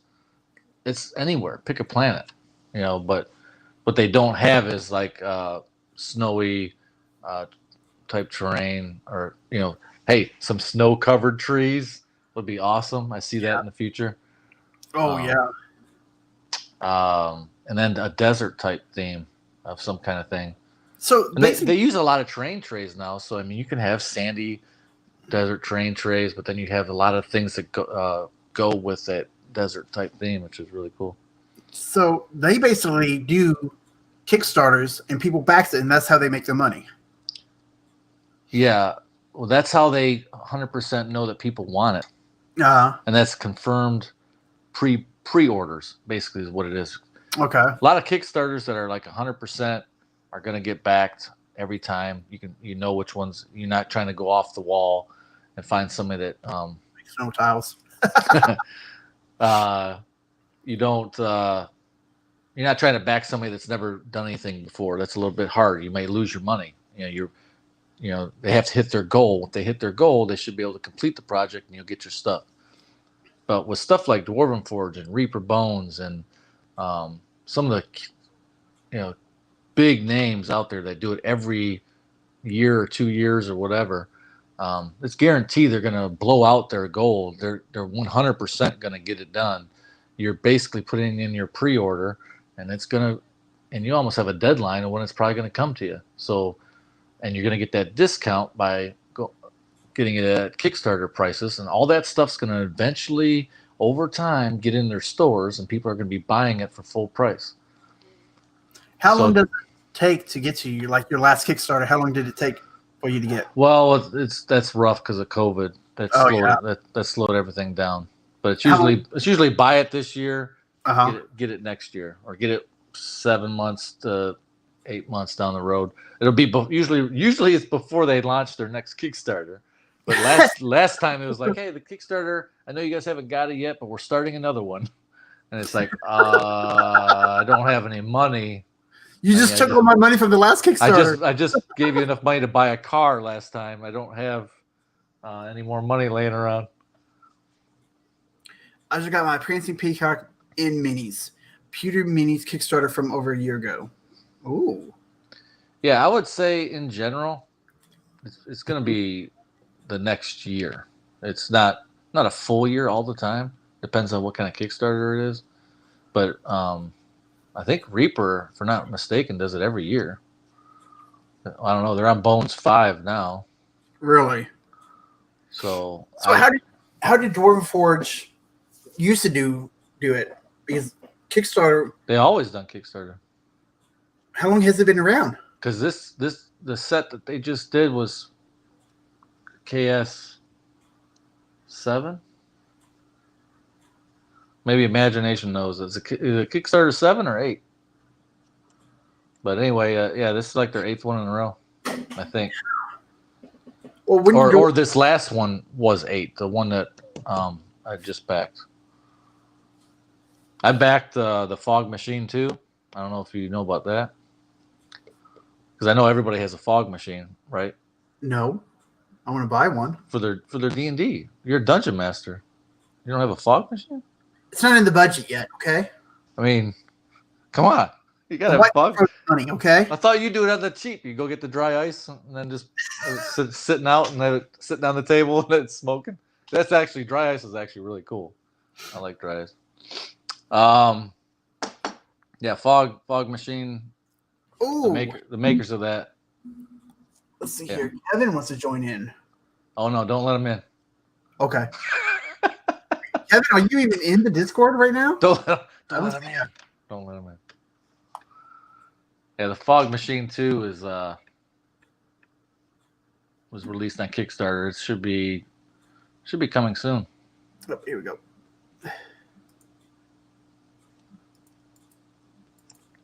Let's see here. There you go, Kevin. Try that. Let's see. Technically 8 because they did a weird in one between. Yeah, they did the lava. What? The lava one was in between. I think lava was like 7.1 or something. Mm-hmm.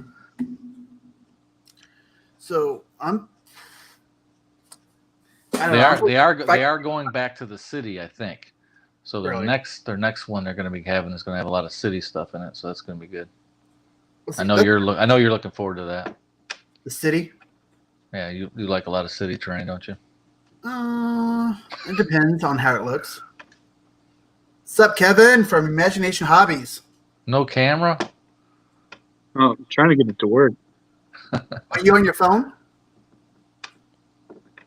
Now you turn off the mic. There it is. Oh shit.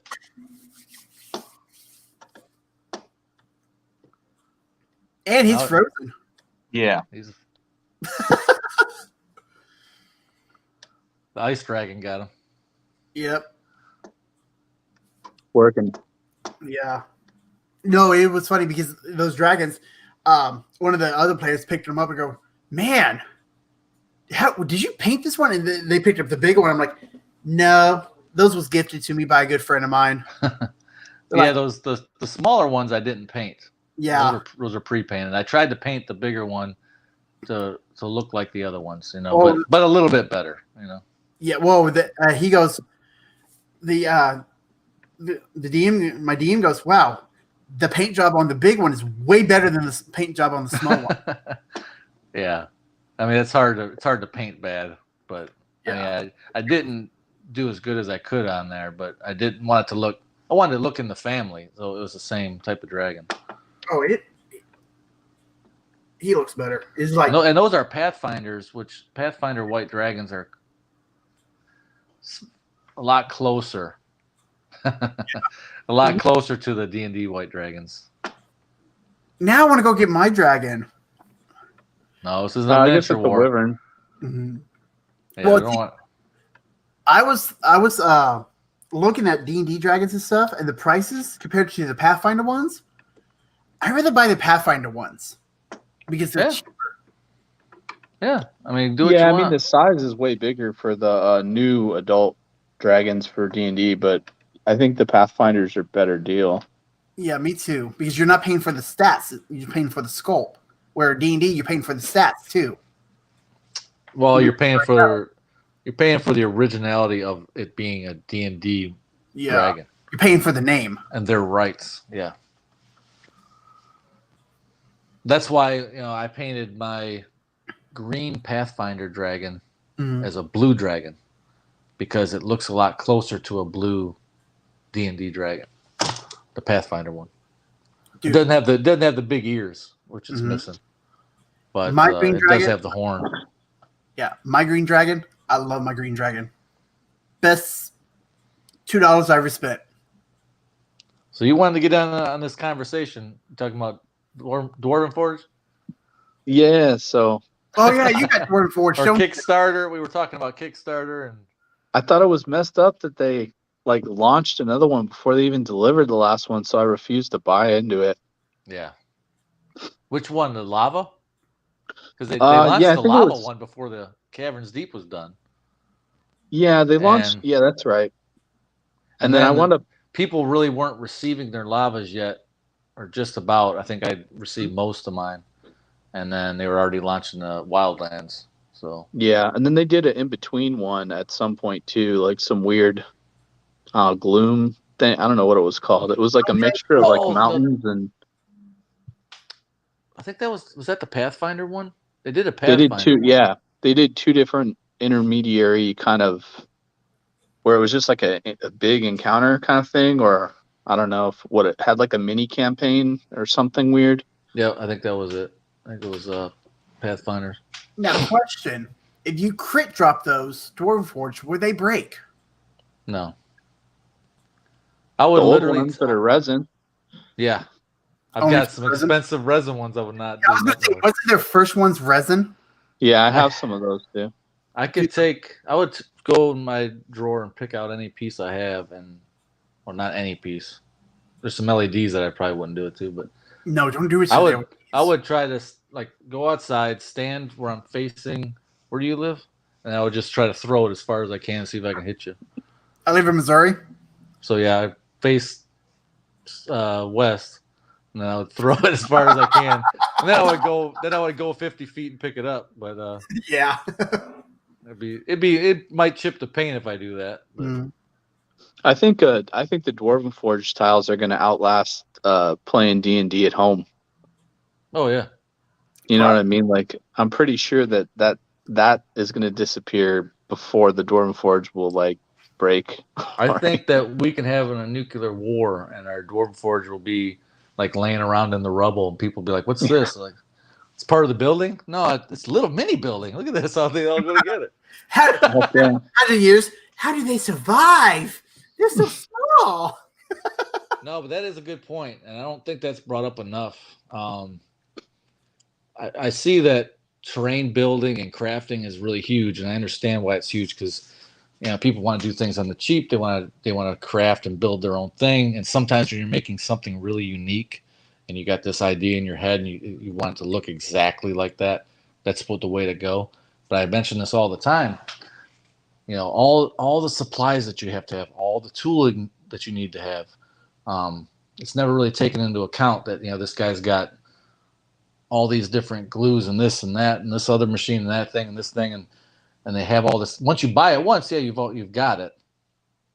But now you have this cool terrain piece that you need to put somewhere, or maybe you do make something modular, but it's a little bit more fragile. And you did all that hard work on it, and it's like you got to have shelving in a garage or some place to keep putting all this stuff that you're gonna have. If it is, the more unique it is, whatever it is, you name it, a mountain, Oh, really? whatever. The more unique it is, and not modular, the more you're probably not going to use it again. Mm-hmm. So you want the modularity, you want strength. I take all my stuff and I can push it all into a bag if I want, and then just throw it and put it away later or organize it later. I was going to say, it's going to be there for your grandkids to use. It's going to be there for your grandkids to use. I've had resin stuff that's fragile stuff. I've still got that from the 90s when I bought it. And you can keep adding on to your collections. And a lot of times they always, when they bring out new stuff, they figure out how does it work with the old stuff. And some of it works better, some of it doesn't. You have to make that decision. But it's one of those things that's expensive, but it's definitely worth it. It's not worth it to try to jump right in full hog and get everything. No, you can't. It's so expensive, and if you can do that, that's great. I've never been able to do that in the past. I've been penny pinching and living check to check in the past, and I was only able to get little tiny sets. And maybe next year you get another little set. But guess what? Those two sets go together. Now you got more pieces. So maybe next Christmas you can buy something else. And that's kind of what I do. And that's kind of why I do my reviews are, if you buy this kit, this is what you're going to get with it. Don't go in the expectations. Don't go in the expectations that you're going to be able to whip this into a dungeon when it's a bridge and some mountains and a water tile. I like your reviews because they're realistic. Yeah. I really feel like I'm bashing the heck out of the company because I hardly ever give a great review. But I mean, that's the fact of the matter, though. You're paying a lot for sometimes not even enough to like play an encounter with. So they're like, and some of those kits, I don't mention the prices because I'm thinking if you're looking for Dwarven Forge and you're watching my video, you probably already been to their website or seen them on eBay. You know how much these things are. Yep. So like a certain encounter could be $400 or $500. Yeah. And that's the thing, like you said, you got to slowly grow it, because if you're not slowly growing it, you're never really getting your money's worth. So that's the thing too. It's a perfect point. Is if you're not going to keep buying and keep adding a little here and there, then maybe it's not for you. Maybe you shouldn't even get any, because to get the use out of it, like you said, you want to have more on hand where you can mix and match. Now it gets really, really useful. And the more you have, oh my gosh, now I can do this and this and this. And when you have all the stuff, then you feel like this is really an awesome tool. Yeah, but you have to have a lot. I just got to the point where I feel like I have like enough where I can do pretty much whatever I want with it. I'm like, awesome, cool. And then nobody plays D&D and there's a pandemic. I feel that way too. When I say I could have bought a car, I could have bought a little secondhand car for sure. Yeah, me too. It's just like, it kind of is a bummer, man, because it's like your life's work, like you're working on something, the whole time. Because I really pretty much have been. Like, I've been either painting D&D models or collecting D&D minis, like the pre-painted ones, right? And you do that over like a really long period of time. And that's kind of like my life's work, but we can't even like play D&D, so it's pretty rough. You can't even order nothing right now on Dwarf Forge. We can here where I'm living.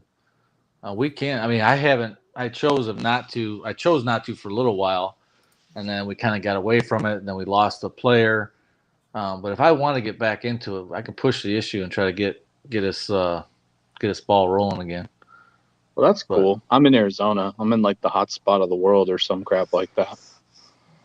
I hate that direction Arizona's went, but I don't really want to talk about it. It'll just get me riled up. I got family in Arizona too, but yeah, it sucks. I agree with everything you're about to say. Yeah, it's went south. So literally, this set right here. Each piece on the set costs $5.40 a piece. Are you looking at the resin sets? Yeah, you're looking at the classic resin. Yeah. So don't look at that. Yeah, that's nobody should even buy that again anymore. That's for like old OGs like us that might want to go to the shop at the top, and then hover, and then go to Dungeon of Doom painted. Dungeon of Doom painted. There you go. This is the stuff that I think people should buy. When they it out. It's more varied. It's more detailed. It's already painted, so you don't have like a lot of people. I know you buy unpainted sometimes, but the majority of people who buy unpainted don't paint it. So you're better off just swallowing your pride and buying it painted. They don't paint it? No, they don't. I saw them reselling it all the time unpainted because they never got around to it. Okay. Now I'm curious. What I'm thinking about doing, and they keep coming out with new stuff, so I don't know if I ever get around to this. But buying some unpainted stuff, like some standard Dungeon of Doom, all right? $1.50 a piece per tile. But maybe not buy that set with walls. Maybe get just a bunch of flooring, and then I could recolor the flooring a different, like marble, and I could do some really cool special floors and stuff. And so I was gonna buy that red Dungeon of Doom stuff where it has like the red pillars on the walls. I was gonna redo all that marble, and just make like a dwarven hold or something like that. Yeah. And see, that's a cool. starter set. No, I think they have. Don't they have new starter sets? That's where I was that first one. Shop, unpainted. No. Yeah, shop. $35. There you go. Right here. One. Is that unpainted? That's the one I'm talking about. But that's unpainted. Yeah. But the thing is though, I would buy it painted and I would just repaint the pillars. Like, you could. I just feel like it's so much more efficient time wise, but that's just me. $50. But that's pretty easy to paint. The only thing that's hard with that is if you want to get that individual stone look with different shades of like browns and stuff. But doing the little paints, the little blocks. Their paints aren't that expensive, or you don't even if you don't want to use their exact paints to match. That's the other big thing. Right, I'm talking about painted and unpainted. You got to go one way or the other way, and that's it. Unless you want to buy their paints, because you're going to find it really hard. You got to have all these pieces work together.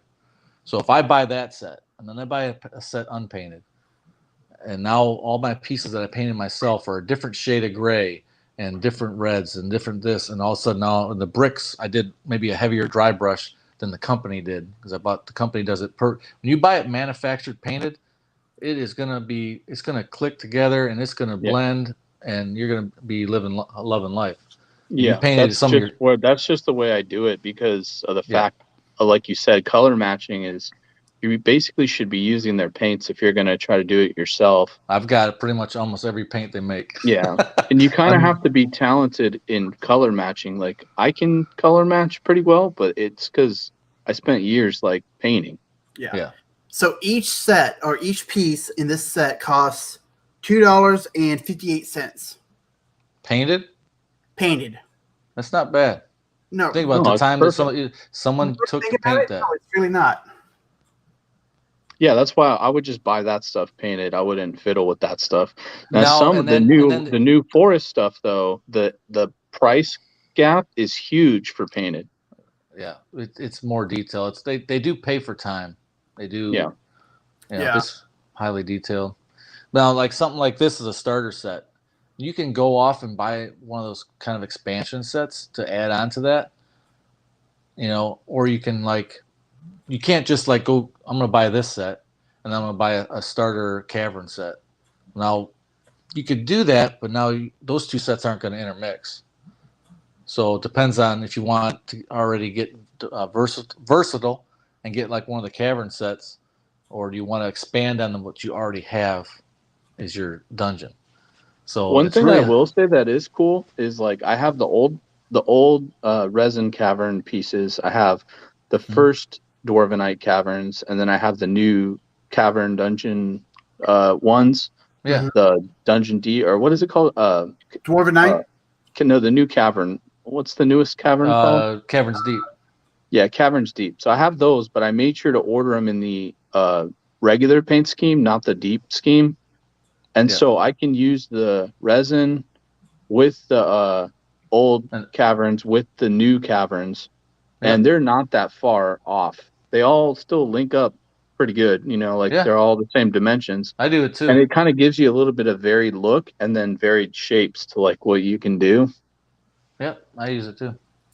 So, like, if I want to spend $100 on this, you guys would recommend two of these starter dungeon sets. Then That right there is that's one just like room, one decent room with a door. So, I mean, that's Yeah, one you way probably need at least two. That's a basic. That's a really, really basic. Like that one right there is. Mhm. That's a standard set. See, it doesn't have the pillars in it. But That's you know what that's their though? I think classic. that it just depends like how much you care about it. The pillarless one I think is cheaper, but it just depends what you want to do with it. I have both. I have Yeah. like non-pillared and pillared. Yeah, and you want some variation if you Mhm. can. I try to like when I set it up, I go like not regular wall, pillar wall, regular wall, pillar wall. So you can get that effect, but also make a bigger room if you Yeah. want.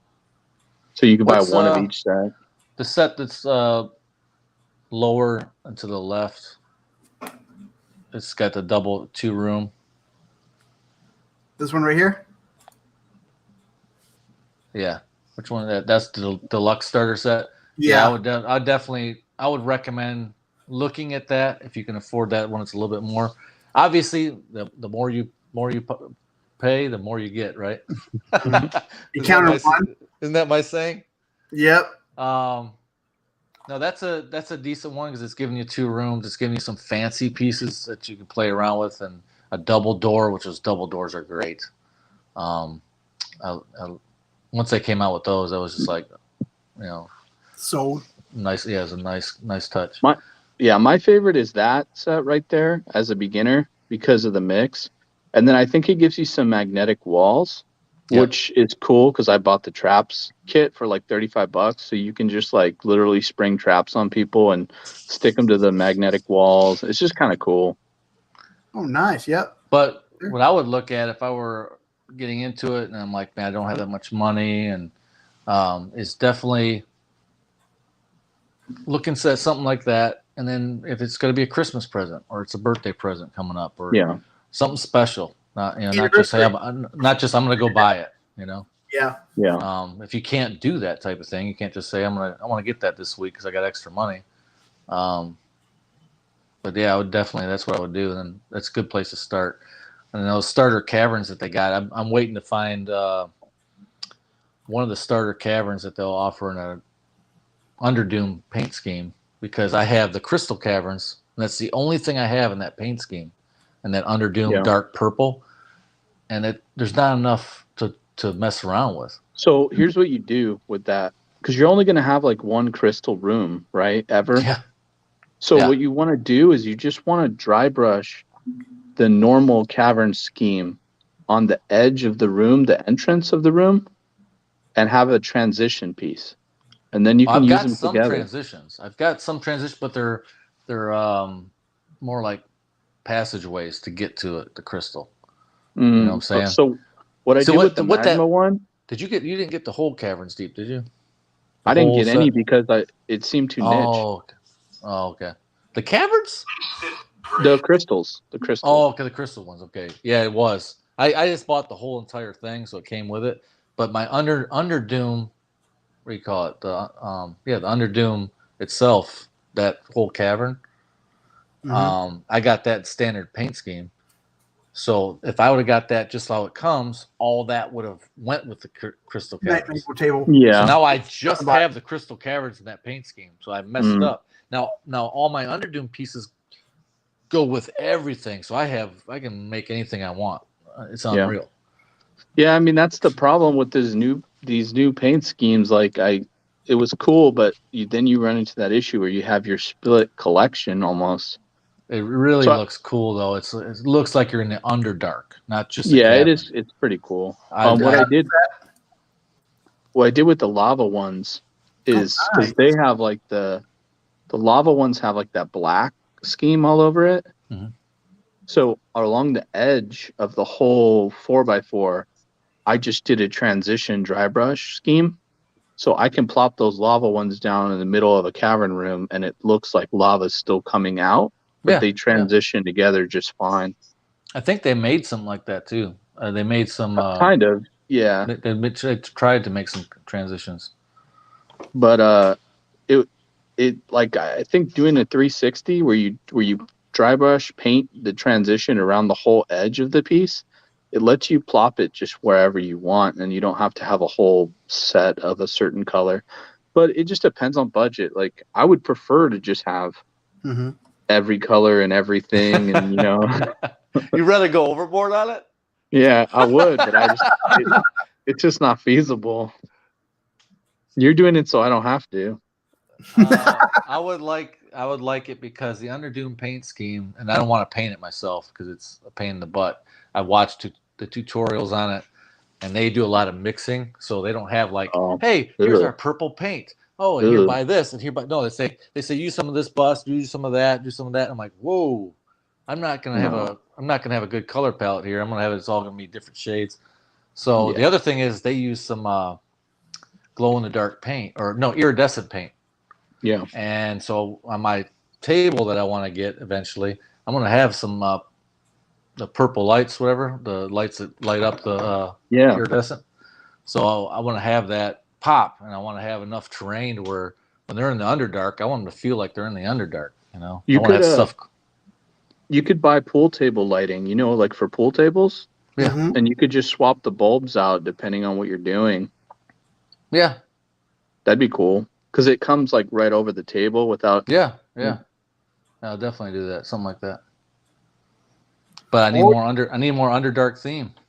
Or what you could do, build a table and put like LED strips in like the lip above, in like here's the tabletop, and you can have it covered. Then a drop area where you can put your terrain and stuff. Yep. I'd love to do all those Myconid guys I painted, those mushroom people. I'd love to do that in the Underdark or something like that, just because I have so many different ideas for the Underdark campaign. But it seems hard to keep the momentum going when you're stuck like underground the whole entire time. Mm-hmm. You know what I mean? Like I feel like it'd be easy to get maybe burned out, or like people kind of get that weird claustrophobic feeling where they're like, I don't want to be here anymore, but we're stuck. Yeah, I mean some campaigns are you don't come up under from Underdark. Depending on what you're in, you start off under there and you stay under there.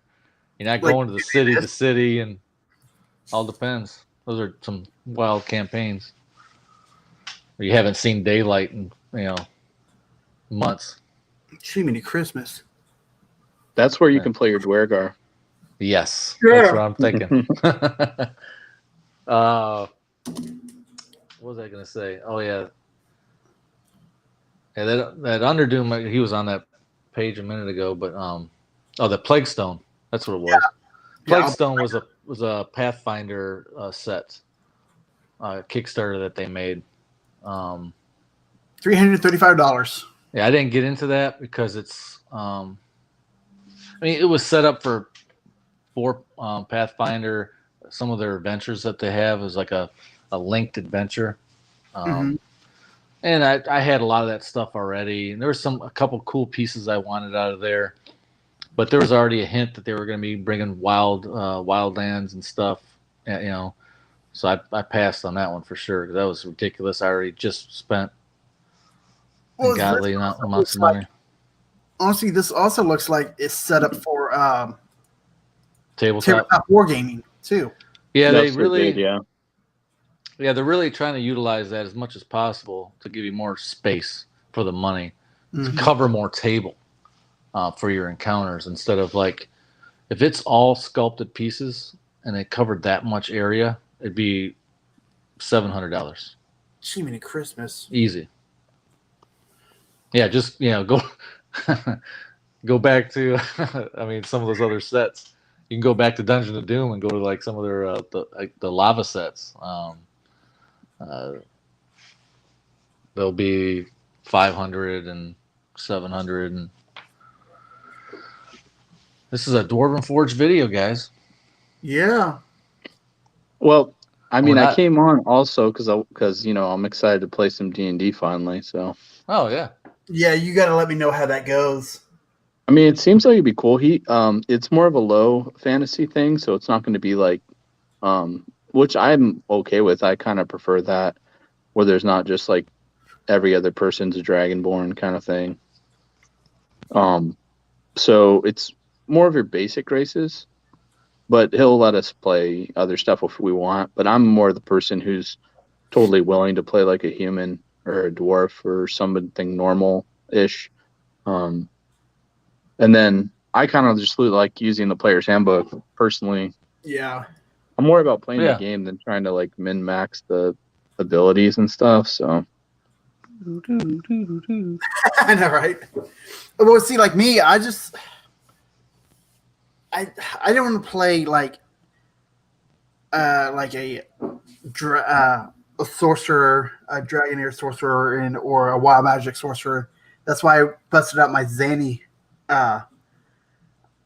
So, and like my tiefling, my guy, he's a pink tiefling with purple hair. Does he have a fanny pack too? Don't dog the fanny pack, okay? Hey, Zero, you listen?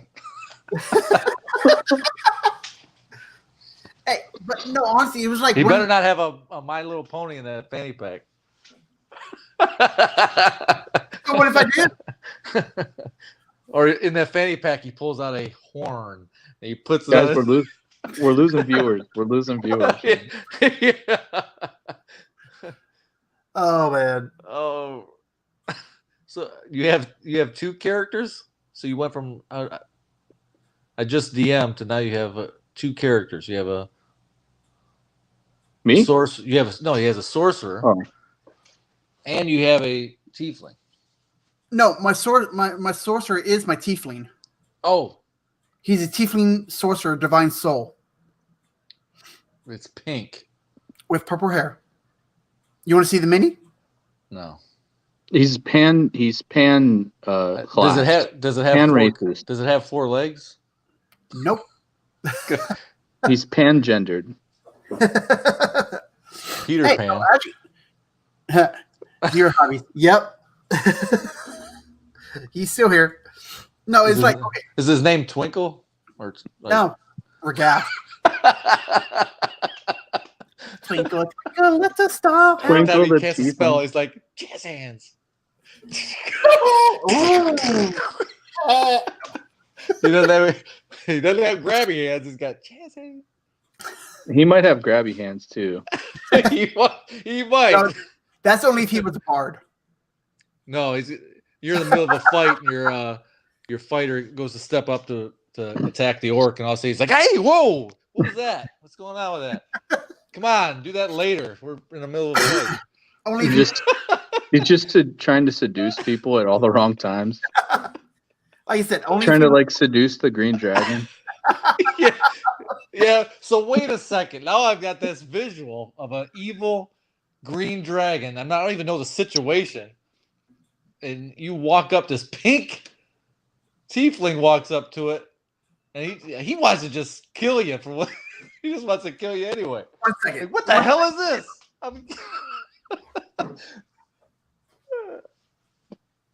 Oh man, that's so funny. Oh my gosh.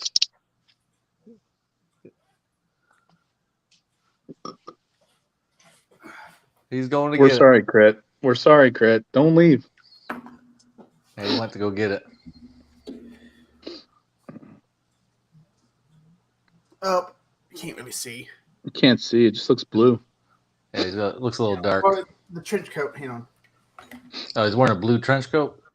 I did play a tiefling once, though. I liked the tiefling. I was like a roguish ranger kind of tiefling, and he was like a bounty hunter kind of dude. It was like basically a Hellboy, but tiefling. Yeah, tieflings are strong. Bow. Oh, cool. Yeah. Oh, is that one of the whatchamacallem, the Marvelous miniatures Yep. or whatever? Yep, this was my first mini I ever painted. Nice. That's cool. So, and it It looks a little bit more reddish than pink in the camera. well, I also did a homemade dry wash on them too. Did you guys watch my video on how to do the translucent parts? I did. I watched it. Yeah. No, I didn't. I haven't need done to- anything since then. I haven't So, painted anything. you know the translucent parts that are on some of those models or whatever? Yeah. I figured out a way to like actually make them all colored and translucent correctly, which is pretty cool. Take How? take a flame to them. No, it's just you mix the paint just barely any paint with a clear gloss varnish, like a the water effects or clear gloss varnish or whatever you want to use. Mhm. But you have to keep mixing it. And then after you mix it, you have to keep painting it, like constantly paint it until it stops being watery. And then all of a sudden, just like at a certain point, it just looks perfect. Like you're just brushing it, and then it just happens. It was weird. So it's kind of cool. I just dry brush. Yeah, you can, but I mean, let's be honest. So It's probably not perfectly translucent. No, You it's just dry brushed it. Okay. Well, all this is okay. So this one, before I even got those paints and stuff, this was craft paint. okay. This one mini was craft paint, and the other one that came with it, I'll go get that one too. So you so how do you paint magic effects? You just put some stuff on there and then poof, magic, it's done. Yeah, So how you have paint to have magic effects is Yeah, with magic. exactly. Eventually it just there. It's just perfect. It just happened. This one, craft paint too. Well, that looks cool. And then I'll just dry brush the, like lightly dry brush the translucent on here. That looks cool. Yep. That's after I get better brushes though. Didn't I send you? Oh, that was somebody else. There's like this. There's like these brushes. It's like a whole set for $8, and they're pretty nice for like $8. It gives you all the sizes, and they're actual like horsehair instead of just plastic. Talking about Amazon? Yeah, I sent it to you. That's right. Yeah, that's what. Send that to Crit. Well, I have it on Discord. Well, I don't know. I'm pretty sure I sent you the link to the eBay listing Oh, eBay? for those brushes. Did you buy those brushes I recommended? No, I haven't bought them yet. I haven't bought any new brushes, but I did. I remember you sending them, and I did look at them right away. But Well, if you find it, send it over to Crit because that's the same brushes I'm talking about right now. Okay, yeah. They look pretty decent. Yeah, the brushes I'm using are $5 Walmart brushes. That's what I mean. Like it for $8, $3 more or whatever. You get brushes that are going to last a really long time because the difference between hair and these plastic fake poly kind of materials is pretty big. Okay. Plus hair, there's something about hair. It holds paint better, and it's softer. It's like a softer bristle.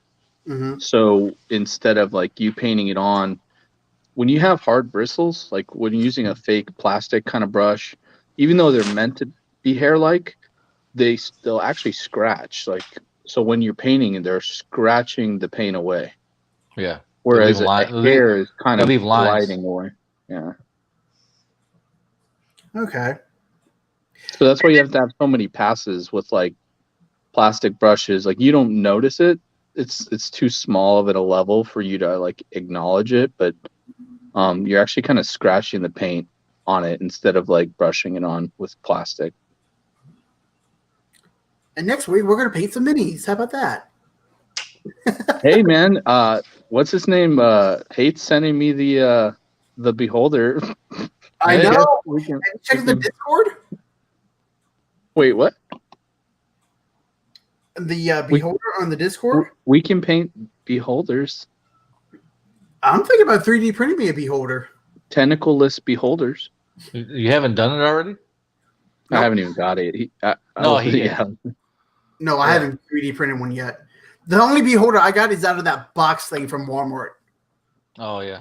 And honestly, The zombie beholder is easy to get right now online, and it looks just like a regular beholder from the Nozzles Marvelous Miniatures or whatever. yeah, it looks like I like that one. Beholder. It looks like a 3.5 beholder, doesn't it? Yeah, I would just buy that one and paint it however you want. That's what I did. It comes with all the different lasers, like the lightning and the different effects and everything. Mm-hmm.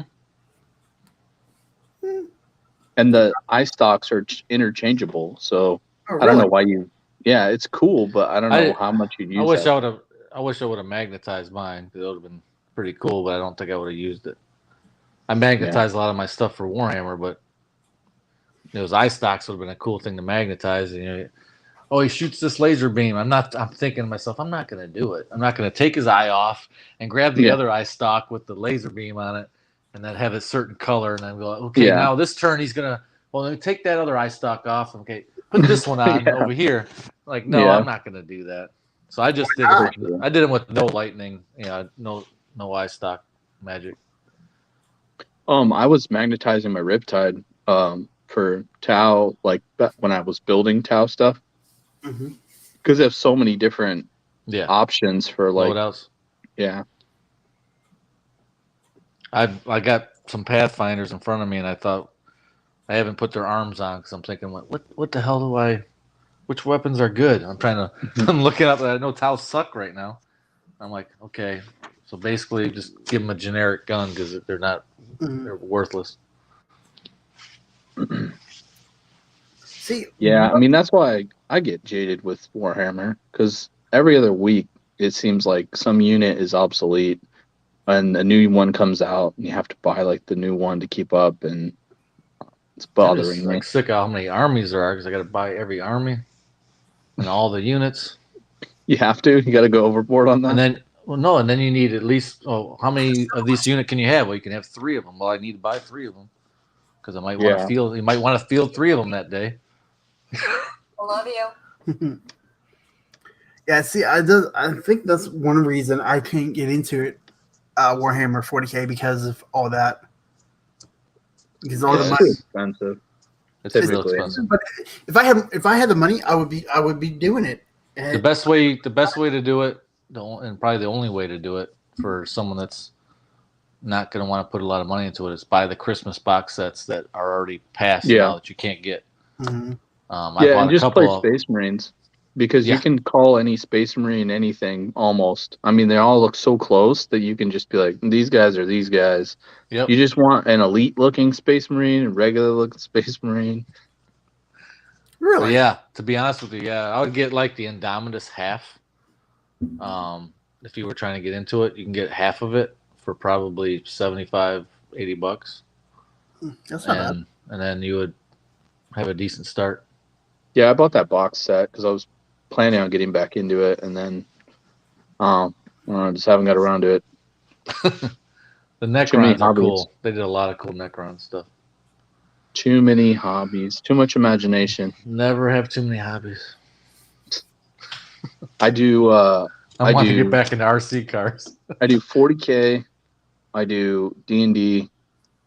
I do Warhammer, Fantasy, and not Warhammer 9th Age, and then I do mineral collecting, and then I do mining, and then I do camping, and then I just have too. I keep going. It's too many painting. Data mining or mining? No, like Like physically, gold mining. actually going into a mine. Yeah, no gold though, just rocks, minerals, crystals. Sad. No. I actually make more What are money. you gonna do? Have a crystal party?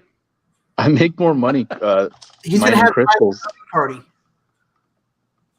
They're more it's easier to find something of value, like especially in Arizona. It's just too hard to actually find enough gold. It will cost you more money to find the gold than the gold's worth. Mm-hmm. Unless you go up to Alaska. What? I said unless you go to Alaska and be on that show Gold Rush. Yeah, exactly. They have millions. Yeah, but they have machines that are millions and millions and millions of dollars. Yeah. But yeah. Australia, you can get lucky and find some stuff just right on the surface. Oh, Zero says those are rookie numbers, son. Whenever you was talking about The hobbies. Yep. Yeah, he has 0 hobbies. Yeah. That's how many he's got. But yeah. I'm catching up to him in 40K though. I'll tell you that. See, if I do tabletop or gaming, I'll probably do Frostgrave. Yeah, I would, especially since you already play D&D, I would just do Frostgrave, because every little warband you make, you can use for an encounter. Yeah. Or something for D&D. Or you can use the miniatures that you already have. Yeah, to make up too. a warband. Yeah. Yeah, that's what's cool about Frostgrave, is you can put your own spin on it. You just go to a Dwarven Forge, buy the city builder, so you can have some nice cities and, and like townhomes for your Frostgrave, and then you can also double and use it as in your D&D campaign. Oh, you mean I can't just turn on my 3D printer and just print them on out? No, you don't need to print a house. You need to go buy a house. It's modular. I bought a house. There's a new I'm gonna buy enough Kickstarter. to live in eventually. There's a new Kickstarter for 3D printed modular buildings, like how Dwarven Forge kind of did it, except they're 3D printed modular buildings pieces, Really? which is cool for buildings. Like, I mean, I can't remember what the name of it is, but it's going to run soon, or it's already running. Well, this is a good question for you, because we're on the whole Dwarven Forge kick. And you bought a lot of that WizKid stuff as well. Oh, yeah, I love that stuff, yeah. Okay, and I think it's cool, and I'm so glad they made it. And if I never was into Dwarven Forge, I probably would just went all gung-ho into that. It's it's a little bit more affordable, and it's already pre-painted and all that good stuff. How much? Because I know you said that it's kind of interchangeable a little bit, but how much literally will you blend that with your Dwarven Forge? Like for real now, not or you still do separate little things with it. Separate. Well, when I set up like tables and stuff like that, it just depends. So it's kind of the same question. So let's say you have your buildings, right? How much are you going to mix your buildings with your cavern sets? No. Yeah, so they have like an interior building style set, and so that's just kind of like a standalone product. Yeah. And then the actual dungeon part of it or whatever, I look at that as like a dungeon with pillars, a dungeon without pillars, a dungeon with flagstone. They're just different styles for me, So maybe you're in a dwarven hold, and I want to use the light gray flagstone that from the warlock tiles. So that's kind of how I view it. But will you intermix it right on the board on the gaming table all at once? Like have some WizKids here, some of it there. This room's set up with this, DF. This one's WizKids. Yeah, if it's part of the story or campaign and it requires them to be that close to each other, yeah, I would. Because it's really no different, because the opening for the room is still 2x2, and all the floors are still 2x2. Okay. So the dimensions are the same. The walls are a little bit shorter. What about the thickness of the floor? Thickness of the tile is off by a step. So think of it as a literal one step in terms of scale. Okay. So like a stair. Yeah. like a One stair step. It's not that far off. Yeah. But the cool part is the taller one, which is Dwarven Forge, is sculpted on the side. Yeah. So you're not like losing any immersion or anything by putting the two next to each other. Because it's premium. I mean, sculpted on the side. Well, I like WizKids too because they have all the other accessory packs that aren't even related to like tiles. You know, they're just like little pieces. Oh yeah, I 100% would use all that. You know, I would any kind of like accessory thing. That's what I always like is something that's compatible with Dwarven Forge. That's an accessory that can add to it, and I can use it with it. That helps Dungeon Masters out a lot. So would my Open Forge be compatible with your Dwarven Forge? Sometimes. Based off of it? Like I said, we were talking about the thickness of the tile. If you're going to try to use it side by side, it's very important in one room. You're going to have it all match. But the stonework, like in your tiles, would be different than the stonework in mine. So if you try to have all those connected to each other in one room, it'd look funny. Okay. But if you've got one room set up of your material that you printed off, and then you go through a passageway or a doorway into a DF room, that could easily work. But it has to be a lot closer of a match to use it side by side when you're trying to build out a room. Yeah, I know somebody. One of my buddies offered to buy all my stuff. My 3D printing tiles and stuff. I told him I want to hang on to it for now because as much time as I got into it and printing and painting it. Oh yeah, don't use it. That. Yeah, huh? You're not using it, or what? I'm not using it right now.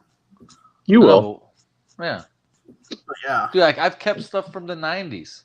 Yeah. I mean, I could have easily tried to sell it, or give it away or whatever. But I told him, like, if you want, I can print you up some stuff or, and not charge you that much. He goes, no, I want the stuff you already got printed because it's already painted and stuff. I don't want to paint it or nothing. I'm like, yeah, a lot of people don't want to do that. No. Like, for instance, to answer kind of your question about mixing stuff too. So I built this like custom tavern out of hydrostone pieces, what they call it, Hearst Arts. You know what Hearst Arts is? Mm-hmm. I built like this custom tavern, and I made it in a way where the interior of it is like 12 by 12 inches, so I could fit tiles in there.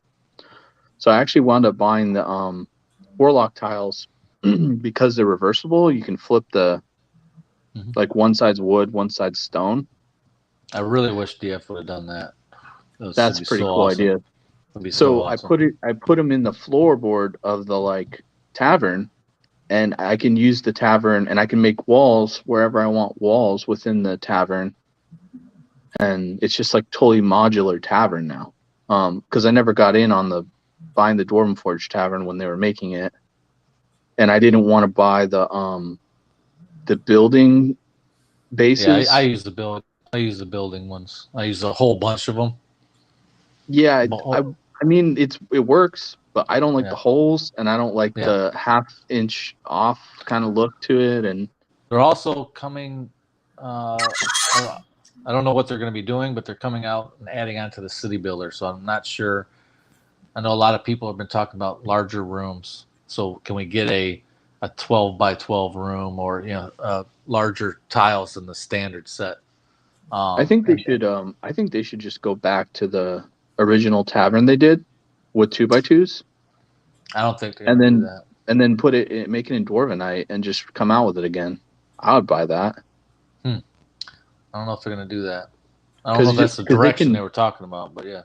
Because if they do that, they can reuse a lot of the city stuff they already have, like the archways and the little what do you call them when you go out on the patio and all this. They can make a sick tavern, man. They could make a sick tavern with the combination. I started it. I got pretty far into it, and then I got off the project. As I do a lot of things like that. but I was trying to recreate that yawning portal, and I had a bunch of tiles that I bought on Amazon from, and these are tavern tiles. They're made out of the dental material. Oh, yeah, the Hydra Stone or Merlin's Yes. Magic. Yep. Yeah. And you know, I think I even bought them already painted, if I remember right.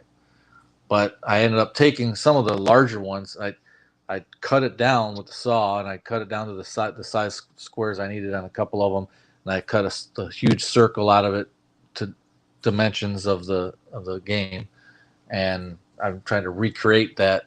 And I had to lift up all the dwarven forge so that I have actually it's about that high off the table because I want that hole to be an actual hole.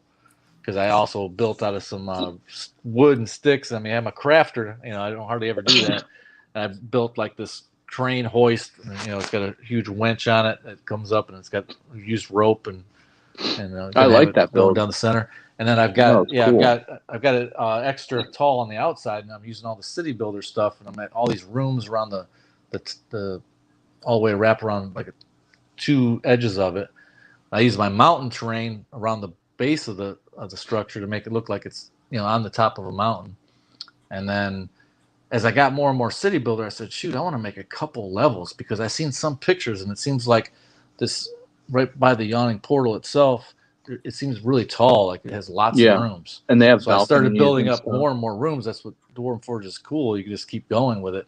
And I got all these balconies, and I've got started making it pretty tall. I'd love to finish that project because it'd be a great video. Because it's got some customization and it's got a bunch of city builder, which I haven't messed around with too much on my channel, and I've got pretty far on it, but I don't know if I got to whip everything out and see if I can recreate it again. Check out my custom tavern video again. It kind of shows you like why I did what I did and like why I bought that, because for $100 I was able to finish my custom tavern basically. I think I watched it. I'm pretty sure. Yeah. I remember seeing it. WizKids, how they connected, just could take them off and. Yeah, like I was able to do multiple floors in a different way, and like it's not the exact same as Dwarven Forge, but I mean it's really not much different. Like by the end of the day, I guess like cost wise is just cheaper. In that circumstance, unfortunately, I don't think I need to buy anymore. So yeah. So how much was I got it all. Kid set? $100. It's $100. It's $100, but you get more than what you get in the starter from Dwarven Forge. And then they're reversible. So what was cool is I could buy a pack of the like interior, and then I could buy a dungeon pack. And with those two starter sets, I got enough floor. I got double the floors for each one. So like, because you flip them over and they're a different thing. So they intermingle in that way where you can use stucco walls with a stone floor, or a wood floor with a stone wall, or matching. Like they're just versatile in that way. Yeah. But they take longer to set up than Dwarven Forge does, slightly. And so how do you like that WizKid castle? Didn't you buy that? I hate that thing. I didn't buy it. It's so big and so expensive for what it is. I'd rather buy a Dwarven Forge castle. You could literally buy a Dwarven Forge castle. It's a waste. It's all stuck in one position. Ugh, I hated it. I hated the bridge too. The WizKids bridge. Like that bridge. I've seen that. Yeah, snowy out there. $80 or something for a bridge. I was like, well, look at that mechanical dragon from Icewind Dale. $80 for that mini, and it's freaking huge, and it doesn't have to be huge. Yeah, they're trying to get to Dwarven Forge prices with that stuff. It's supposed to be what, a large? It is friggin' huge. Yeah. What's his base size supposed to be? Large or huge? Well, they're doing something different with those clear bases. On all their new large minis, they're having a big clear base, and then they'll have a circle inside on that clear base to show you its actual base size. Which I like better. It's more stable. So it's Yeah. more stable with these big miniatures. It can be tall and you don't want to tip over, and then so you can take your miniature and go onto their clear base, but you want to stay inside that or stay outside that line that's on the base. So a miniature can actually be bigger than its base. It's supposed to be on this size base, but it's a huge miniature. But we're gonna give them a clear base that's big, so the thing can stand up and it's not gonna tip over. So, have you seen the size of the ancient white dragon that D&D made? I The one with haven't the rider received on it it? yet. It's in. It should be at the shop anytime. They haven't called me, but I saw it at the game store, and I couldn't buy it. It was too big. oh, you're talking the ancient white or the new one that's Icewind Dale? Not the adult white, the ancient white, the huge one with the rider on top of it. Oh yeah, the rider one. I haven't got that yet. Dude, so that's the one that's it should be at the store by now. I don't know why it's yeah, not. they made it too big in my opinion. Is it? So take the adult white dragon. Do you have that? Yeah. Now double that and then quadruple the base size. What? Yeah. Wait a second. Hang on a second.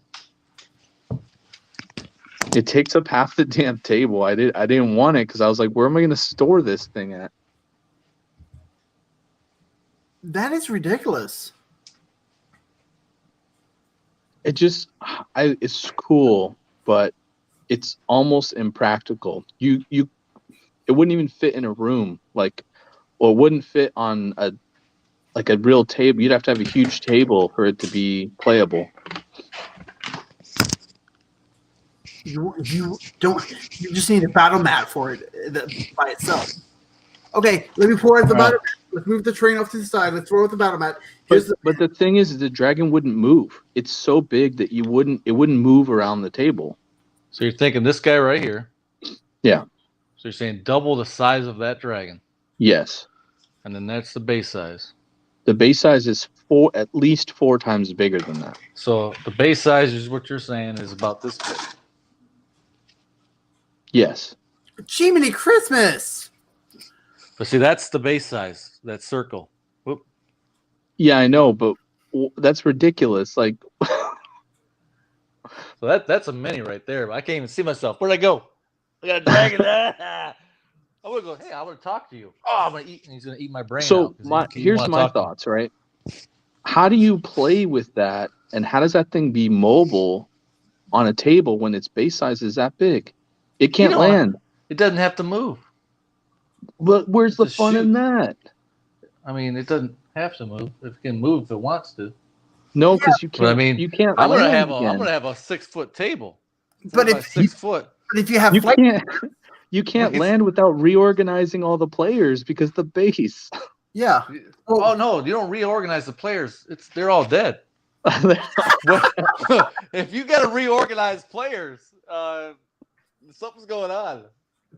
They're getting new character sheets. It's cool. I think it's cool. I think it's impractically So it's about big. the same size as that. Yeah, except bigger though, because its wings are bigger. It's taller. Yeah, it's a lot taller. Yeah. So this is supposed to be what?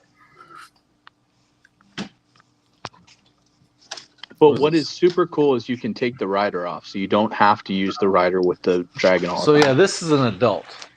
So you're saying that's an ancient. The other one's an ancient. Yeah. The other one is as big as it gets. It's supposed to be colossal or ancient or whatever. Because it's the red. When they actually make a true red, that's the biggest dragon that they make. I have a feeling they're going to mess that up though. They're going to redo it. I think the red is actually not going to be as big as the white one they made, to be honest with you. Well, actually, wait. The white is supposed to be the biggest. Isn't it like in order in which they're feral? Because the white is the most feral. I'm almost positive the red's the biggest dragon can get. Colossal. Okay. I'm pretty sure. I know white is the most I can look it up. Animalistic dragon, and then red is next. As far as intelligence or whatever. My question would be: are they going to redo? And they need to. So don't say. I'm not saying they don't need to. They do need to redo. They need to make a legit size Tiamat. Yeah, that's going to be. because I've got Stupid I big. finally got the Tiamat miniature after years. I missed out The on it little when it one? first came out. Yeah, and it's cool. But I like it, yeah, but it's tiny. yeah. So I got it. I know that's what I sucks feel good about. about it. That's what sucks about like the older dragons. They're just kind of obsolete. I love. At my least they Gil- become lesser. Well, so Tiamat is kind of obsolete, but the other ones you can use as like younger versions at least. Oh yeah. But Yeah. I mean, I think Tiamat's legit till they come out with a brand new one that's like massive. I mean, it could be. It's supposed to be. It could be an aspect of Tiamat. It doesn't have to be Oh, actual true. Tiamat in Yeah. what do you call it? Well, But I love my my blue Dracolich miniature from Gale Force 9. That Dracolich is awesome. They haven't done one yet. They've done a white one, but it's flying, and I'm not sure. I don't have that one, but they did. I love that miniature. I haven't finished painting it, but it's still in the way it sits right now. I love it. There's a Draco Lich in one of the games. In one of the D&D board games, there's a Draco Lich mini. I think it's the Chris Strahd one. It's Ray probably. Yeah, there's a Dracolich in probably one of those. Yeah. But I don't know. I'm thinking about getting the games just for the minis themselves because you average out about $1 a mini. Plus, you get all the tiles and stuff too you can use for D&D. I'm surprised you don't get into if you're on the cheap. We talk about this all the time in Discord and on these live streams with Reaper. Back in the Kickstarter, even with the basic set, if you can splurge the money at that one time and then sit back, and when those come in, you're going to get 100 or a couple hundred miniatures. It's overwhelming though, man. To paint all that, No, you don't paint it. You store it. You put it in boxes, and you put it in bins, and you put it in cabinets, and then eventually you paint one or two of them. But yeah, exactly. I have dollar store skeletons from Halloween that I haven't even painted. I'm like, they're good enough. oh my gosh, skeletons are quick to paint.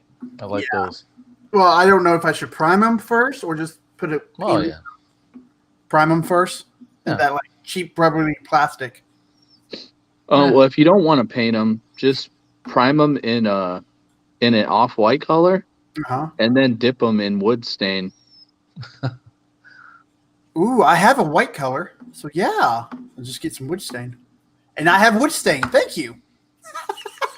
Yeah, I mean that's all you got to do. Just make sure that it dries the right way, so it's not all globby. But like, as long as you got most of the stain off, you're good. You just painted like 100 skeletons. Zero says, "What model is the mystical unicorn you speak of? Link, please." Mystical unicorn. That's your character. How far behind is he? The mythical unicorn. I don't know. Are you about ready to go? Yeah, I'm about ready. What time is it? 12:30. Yep, 12:30. We don't usually go this late, but No, I we don't don't. mind. But I know that I got to work tomorrow. All right. I'm going to try to do this again next week. If you guys, are you off, Cujo, next week? I think so.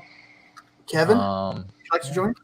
Well, yeah, I mean, as long as work's slow. I mean, I'm technically working right now, but What?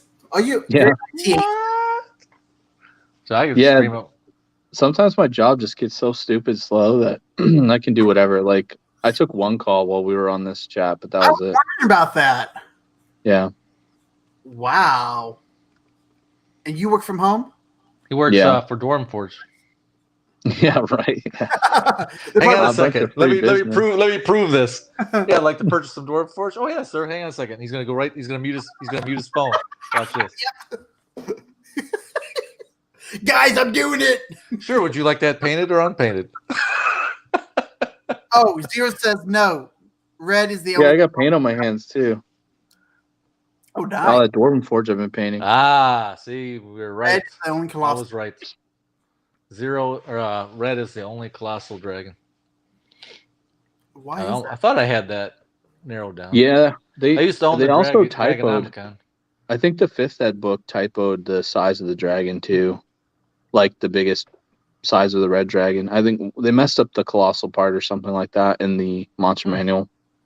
Yeah, I just want that by knowledge from history because I've had the Yeah. Dragonomicon. That was 3rd edition, I think. 3.5. I think it was 3rd. And I just remember it from back then. Yeah. Yep. Well, next week, let's shoot some ideas with each other, pick a topic, and I don't know why you guys don't just play on this this channel sometimes. We don't have the Like, time. yeah, You We would just need spent we would 2 need hours. we would need at least 2.5, 3 hours to. You just play a spent 2 game. hours. well, like Cujo, like he said, for 4 weeks he might not be on. With me being like an institutional employee, some days I can't. That's why one reason I haven't been able to put out videos. Yeah, you just have like a rotating lineup, though. Like I think the best way to do that is have a campaign involved where you guys are all just like part of the guild, right? And you're like, oh, Bob's not with us this week because he's off doing a different guild errand, and so you just like you have like this rotating lineup. I feel like you guys could do every other weeks you could pull off a game here instead of nobody playing games, Or maybe like once a month or something. I think we could too. Something. Someone that has run Roll20 before as a DM could do it, or some kind of a thing where we can. Other than that, we could just do it for voice chat. I mean, if you want to, if I'm just going to roll here on my tabletop, and you're going to trust, all trust each other. That's You can do how that I've too. done it. I did it through Discord. And it was just like this. It was just basically people's little, people on the screen, and then you got your own character sheet in front of you, and you just play the game or whatever. See, I think if I did something like that, I would probably use a different streaming service. Yeah, that has unlimited time. Won't mention no names. I'll set up a camera but you don't above wanna... my table. Oh, so I you can, could, Cujo. I'll set up the Dwarven Forge so we can all see it. I'll move the minis. That's what I did. Everybody. I set up a camera to just have like a separate screen for like what was going on the table.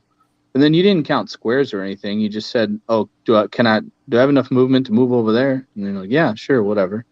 But the reason why you should probably keep doing it on this stream is so you can keep up with it every week. You don't want to miss a week of this, or whatever. Yeah. It's just a suggestion. Like at least. Well, I know we could probably do it. I just don't know who's going to take the reins. Well, if anybody needs me to run, I'll run. You just gotta show up. That's all you gotta do. But all right. But I don't know. That's up to you guys.